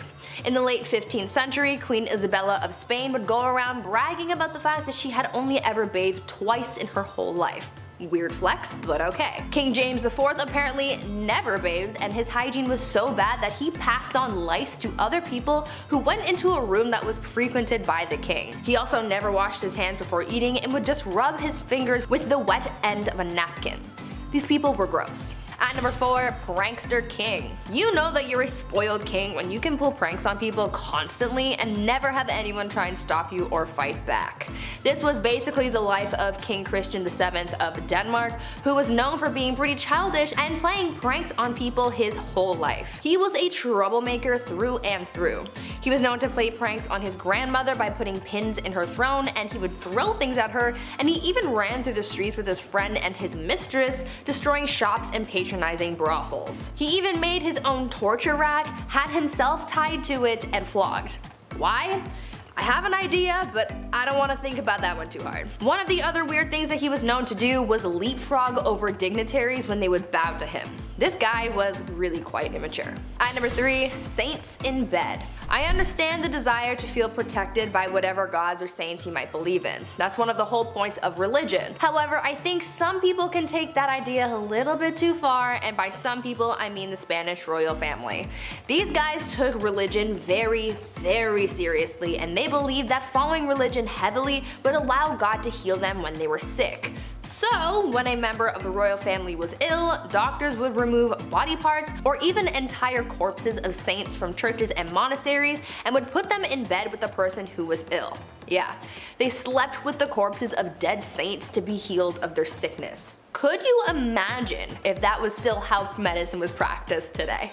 At At number 2, rat court-martial. There has been a record of many kings throughout history who were complete children through and through. Even though many of them grew into adulthood, they still acted immature, and one of the greatest examples of that was Peter III of Russia. He was not a good ruler or a good husband to his wife, who would later become Catherine the Great. Peter spent every night in bed with her playing toy soldiers because he was obsessed with his little dolls. He was so obsessed, in fact, that when a rat chewed the head off one of his toy soldiers, he was so upset that he held a proper military court-martial for the rat. He proclaimed the rat guilty of treason and had it hung in a tiny gallows that he had built for the occasion. It was weird, but in the end that bizarre event helped Catherine overthrow her husband, so I guess it kind of worked out for someone. And finally, at number 1, groom of the stool. Guys, I found the worst job in history. You think working at the 1-star Domino's Pizza in your neighborhood is bad? Wait until you find out about the groom of the stool. The groom of the stool was a job created during the reign of Henry VIII, where the role was to monitor and assist the king in his bowel movements. They would carry around a commode at all times, and they were also tasked with monitoring the king's diet and meal times, and would organize the king's days around his break times. They were also tasked with undressing the king for him to do his business, and it's also been suggested that they would have had to, quote, cleanse the royal posterior as well. Sounds like a pretty crappy job to me, but I'm not funny, I'll leave. Before I wrap things up for today, I want you guys to leave a comment down below telling me if you were the ruler of a country, what is the first thing that you would do in your new position of power? I think I would probably make college free because that ish is expensive and no one needs that kind of debt in their lives. I'm still paying off mine. Number 10, King Midas. Most people know the story of King Midas, but in a nutshell, he was a king who was granted the power of everything he touched turned to solid gold. So, no, he didn't exactly buy anything with that kind of power, but the man can have anything he wants or buy anything he wants. It's a lot of gold. This sounds great, but it's really awful for a couple of reasons. One, that is pretty much the moral of the story, and the other is, well, some basic economy stuff. The first reason this would suck is that, one, you should never be too greedy, and you really shouldn't. And you should always be careful what you wish for. This blessing quickly turned into a curse as Midas could no longer eat. Which, that's bad. Not eating and everything you touch turned to gold. Ugh, you couldn't hug anybody, it's terrible. The other issue would be his wealth. You'd have to be very careful on how many items you actually touched, as producing too much gold would eventually devalue the price of gold. Especially if you touch a bed or something, that's a lot of gold. Imagine how much a solid gold bed would weigh, or how much that would be worth. So in reality, you would be both starving and poor. Number 9, Mansa Musa. Sort of related to the King Midas issue, Mansa Musa was probably the richest man to ever walk the face of the earth. A king from northern Africa who exploited his country's salt and gold reserves. His estimated wealth today would be around the $400 billion mark. $400 billion US. Ooh, that's a lot of money. Tough to actually measure it exactly because it was from so long ago, but it could be less, and some say it could actually even be more. Mansa Musa went on tour one year to see all the beautiful things he could of the ancient world, and you can't take a little vacation without buying something at the gift shop. Mansa Musa was so rich and spent so much money in a few towns that he visited that he single-handedly upset the economy of those cities. Elon Musk wishes he could. So he basically bought a lot of stuff, and it was unusual because it upset the economy. Like, he destroyed the economy of those towns. That's insane. Number 8, Michael Jackson, the king of pop. Ah, see, I got you. I pulled a sneaky on you. But he's still a king. And maybe he was the biggest celebrity who ever lived. Would Halloween really be Halloween without Thriller? And how could cool guys let you know they were cool in the 80s if they didn't have all that leather jacket and stuff? You wouldn't be able to know. You just wouldn't. Well, maybe some things you don't know about Michael Jackson were his shopping habits. The man loved shopping. And with that kind of money, well, you can do anything. Well, some may remember his chimp, his Neverland mansion complete with carnival rides, an arcade, and even an oxygen chamber in case Darth Vader was coming over to stay the night. However, something very strange the man tried to do was he tried to buy a very strange man himself, or rather his bones. For some reason, Michael had a fascination with the Elephant Man, a man with severe facial deformities and freak show performer from the late 1800s. Michael tried to purchase his remains. That's it. That's the point. He tried to buy him. They wouldn't let him, but he tried. That's a weird thing to buy. Whenever I hit the number, I don't go, hey, 1-800 museum people, someone bring me King Tut. I want it. Number 7, Elvis Presley. Lots of similarities today. Elvis Presley, before Michael Jackson, he was probably the most famous person to ever exist. The king of rock and roll, baby, that's right. All I'll say is phone your grandma and ask her how she feels about him. She probably says she loves his music and those gyrating hips. At the time, it was pretty controversial. Boy, only if they knew what was going on today. Whew. Sorry 50s atomic families. Well, being that Elvis Presley was the king and the first celebrity to be idolized the way we do with modern celebrities, he became quite wealthy. Well, with all that money, he bought some weird things, including a chimp. Everyone's buying a monkey, they want a zoo, I don't know. A mansion property he named Graceland, a pink Cadillac for his mother, and strangely enough, he bought FDR's yacht. Yeah, what? That's so weird. Good president, sure, but does it really have room for a monkey in a pink Cadillac? I don't know. Number 6, French royalty. This one is more about Marie Antoinette and King Louis XVI. It's kind of like a two-pack, kind of like a couple, but trust me, it all makes sense in the end. Again, anything they bought, it was probably the king's wallet, wasn't it? Okay, so when your country is starving, demanding more rights, and in general, life really sucks, what's the next best thing you do? Buy a $12 million necklace. Yeah, right, okay, I've said that before, sure. Okay, Chad, what else? Continue to live your opulent life on the king's and people's dime. Sure, why not? It makes sense, okay. I'm talking too much. Well, something I learned today and something that Taylor showed me is that I guess the last queen of France was a little lonely. So what did King Louis do to fix this? Spend more time with her? Nay. Buy her a new dog? Nay, sir and madams. He had her pug from Austria imported to the country. And anyone can tell you that when something is imported, you are going to be dishing out a few more dosh. Yes, that's right. They imported her pug from Austria. Imagine how that sounds when your house is literally falling apart, you're starving, and you pay the most taxes. Makes you want to put heads on pikes. That's what it makes you want to do. Can you imagine that? We're all poor and hungry. She's like, oh, look at my dog. It's my dog. They're French, they don't sound like that, but this is my dog, look at my dog, here he is. Number 5, Rebel Princess. Princess Leia wasn't the only rebel, okay? Princess Margaret partied with rock stars during the 60s. The Queen's younger sister was known as the Rebel Princess. She was seen for years and years as this, well, bad. She passed away in 2002, but even to this day, we're trying to piece together her love life. Pablo Picasso actually wanted to marry her at one point. How fun is that? Also, side note, I didn't realize how recent Pablo Picasso died. That was alarming to find out. Guess my whole life's a lie. Her wedding was the first to be aired on TV. That's quite a big deal. The first televised royal wedding took place on May 6, 1960. In 1968, just 8 years after, word had spread that the princess had an affair at a nightclub with pianist Robin Douglas Home, who only a year and a half later took his own life. Adds a lot of mystery there. Then come 1973, the paparazzi got photos of her with a landscape gardener on her private island. One of the more unusual facts surrounding Princess Margaret was that she was cremated, believe it or not. She had chosen to break tradition so that her ashes could be shared in the same tomb as her father. How sweet is that? These acts are unusual when it comes to royalty, but Margaret also supported more than 80 charity organizations. But even then, media still focused on her love life. Classic. Keep it up. At number 4, Warrior Queen. Let's talk about Queen Rani Lakshmi Bai and how she became known as India's Joan of Arc. Rani was a fighter her whole life. She was raised to be a warrior and was taught how to fight. She even shared her skills with other women, teaching them the same fighting skills at a young age. She was married off to a much older man and she had a child, but she lost them both pretty early on. In need of an heir, she adopted a son and served as Queen Regent, but soon a growing conflict started, causing a lot of tension between the British East Indian Company and her people. The young queen, at just 22 years old, wanted to drive British forces out of her land, and so she organized a revolt that turned bloody very quickly. She ordered the execution of literally every British person in the region. So Bobby from down the street, dead. Mary from around the block, goner. Freddie and Harriet, the kids of that guy that you know who bought shoes off your brother, bye bye. Gone. Rani killed every man, woman, and child in the area, but it still wasn't enough to win against the British. The queen died on the battlefield and the British ended up winning the battle and the kingdom fell to the enemy forces. This queen was one of the bravest and most determined women in history, and she's still remembered as a hero.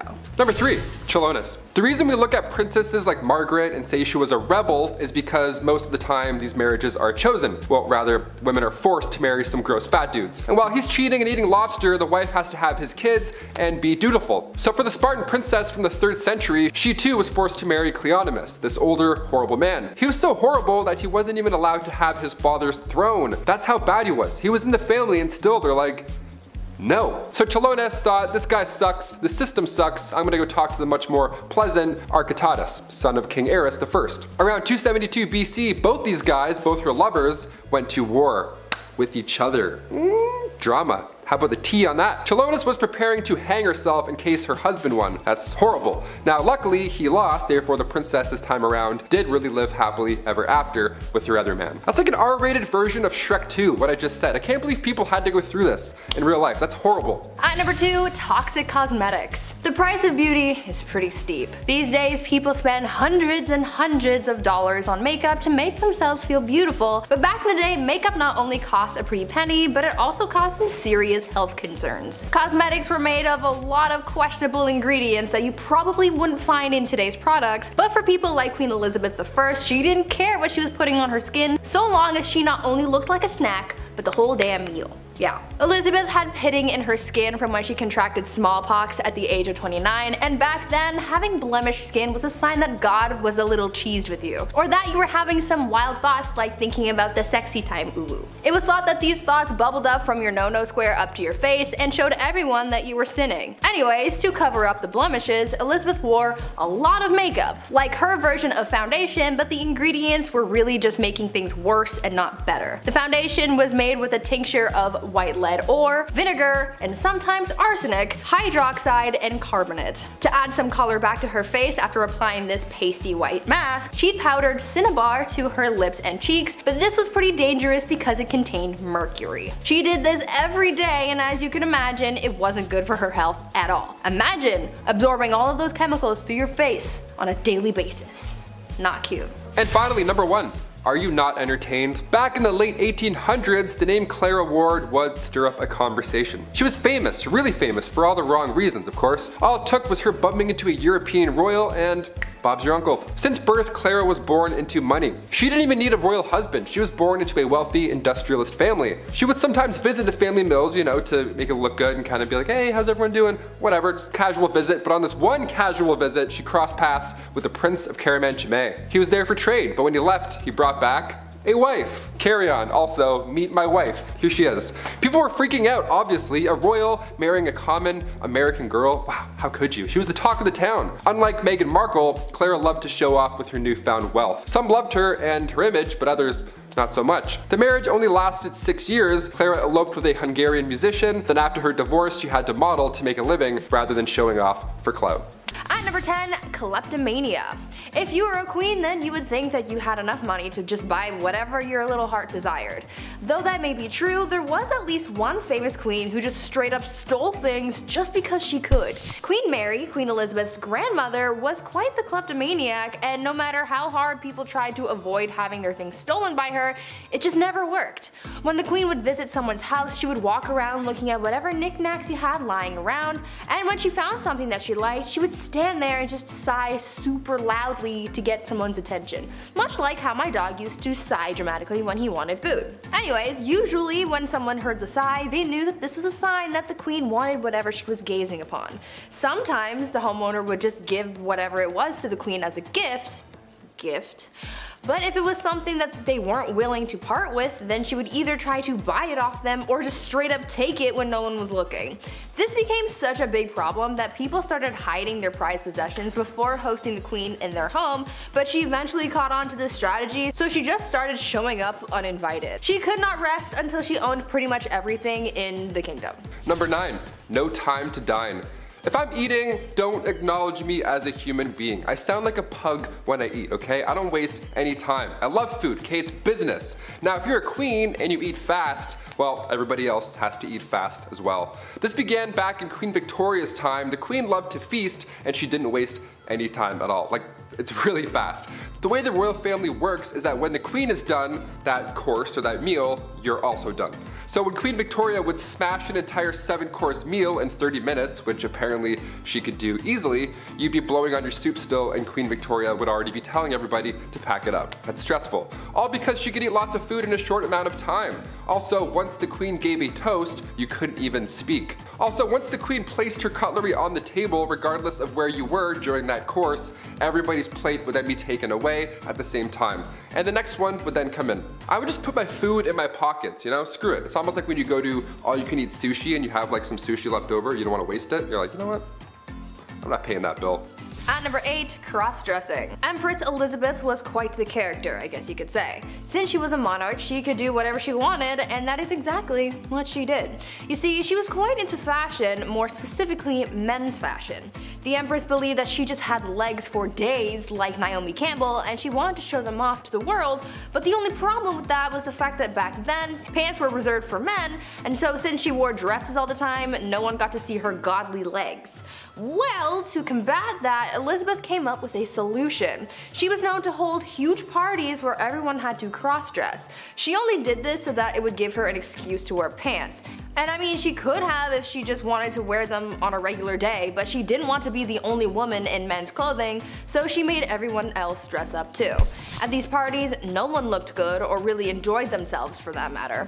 Women complained that the men's clothing they wore to these parties were unflattering, and the men were just all over the place because they didn't know how to maneuver a hoop skirt. The only person really having a fun time was Empress Elizabeth, but I guess that was really the whole point. Number 7, check on the dead. Funerals are pretty expensive, especially a royal one at that. It takes a lot of power to dig up and then carry these massive caskets around, which back in the day was even more exhausting.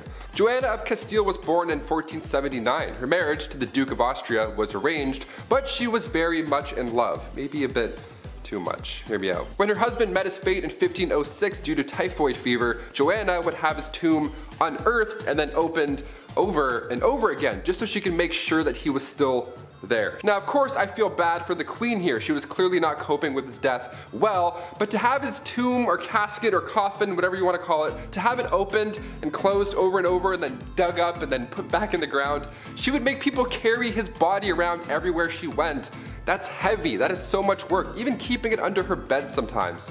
Ugh, I got goosebumps just saying that. That's pretty creepy. Ashes I could understand. That's like a one-man job to carry that around. But a 1,000-pound royal coffin? They have to carry 30 city blocks? My back already hurts thinking of that. No thank you. I quit. At number 6, deadly affairs. Dating is hard.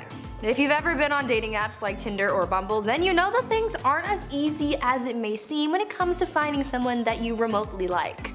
Maybe we should take a page out of Queen Nzinga's book when it comes to dating, because it seemed like she had fun with her escapades.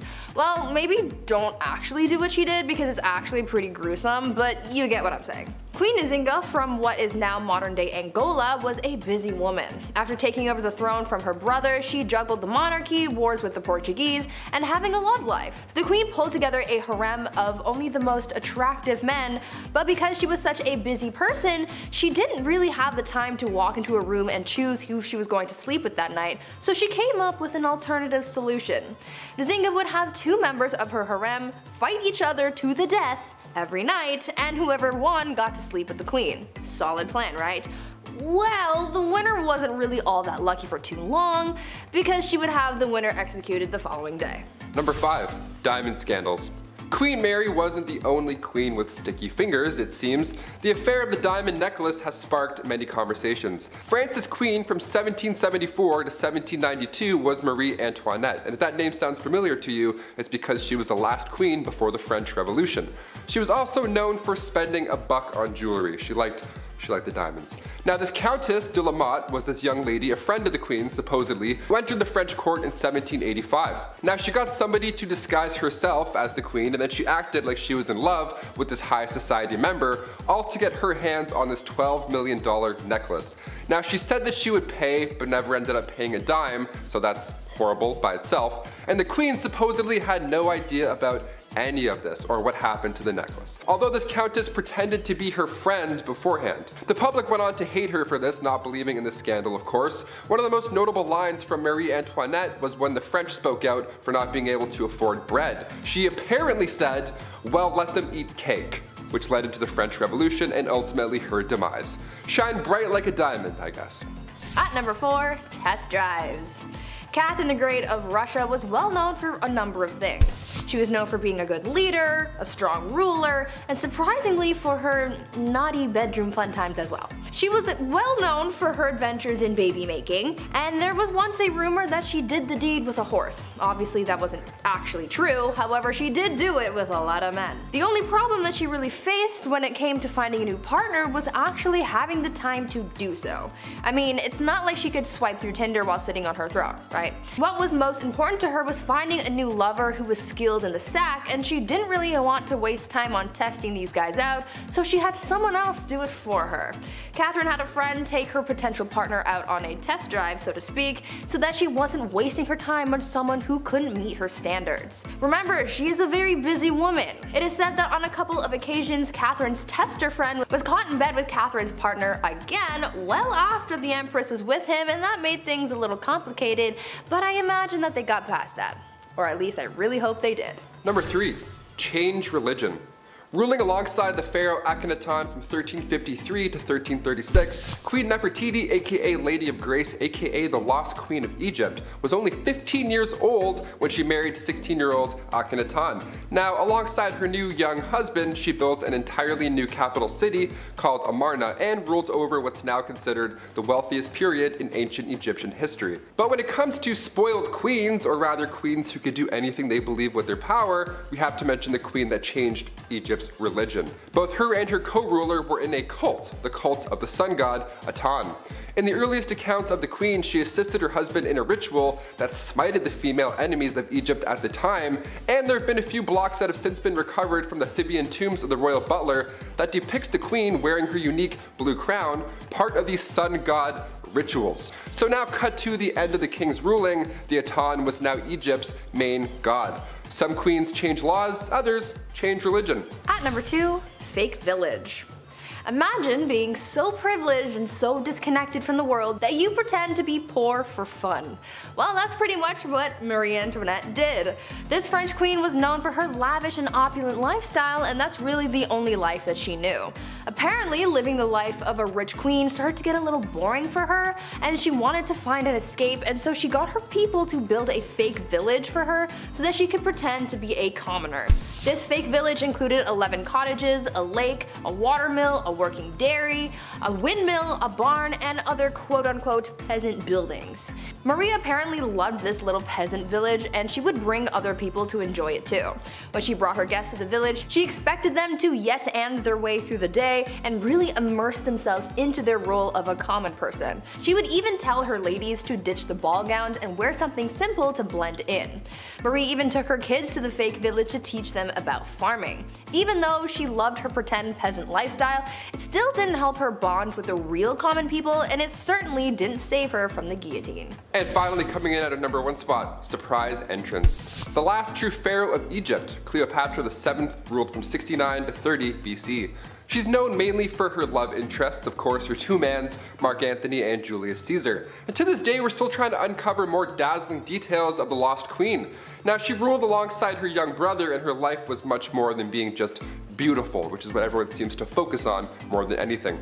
Both children were assigned to the throne, Cleopatra being 18 and little bro being 10 years old. So Cleopatra, being a little older, therefore a little wiser, became the ruler. A couple of years passed, and eventually Cleopatra was pushed out of Alexandria over her greed for power, classic, but her little brother, equally a co-ruler, had her driven out. He was jealous, and honestly, I'm the youngest in my family, I kinda get it. But Cleopatra wasn't quite done yet. She had a few tricks up her sleeve. Believing she was the goddess Isis, reborn, this beautiful goddess, Cleopatra made these dazzling entrances whenever she could. Most notably in 48 BC, right when Caesar arrived in Alexandria during that family feud with Ptolemy VIII. She wanted to meet the Roman general, but she couldn't be seen because there was a little bit of family beef, so she had herself wrapped up in a linen sack and then personally delivered to Caesar's bedroom. Hashtag your order has arrived. Surprise. Now she won the heart of Rome's future dictator here, obviously, and eventually she regained Egypt's throne. Her brother wasn't too fond of this alliance, and in the following battle, he drowned in the Nile River, resulting in Cleopatra's return to power.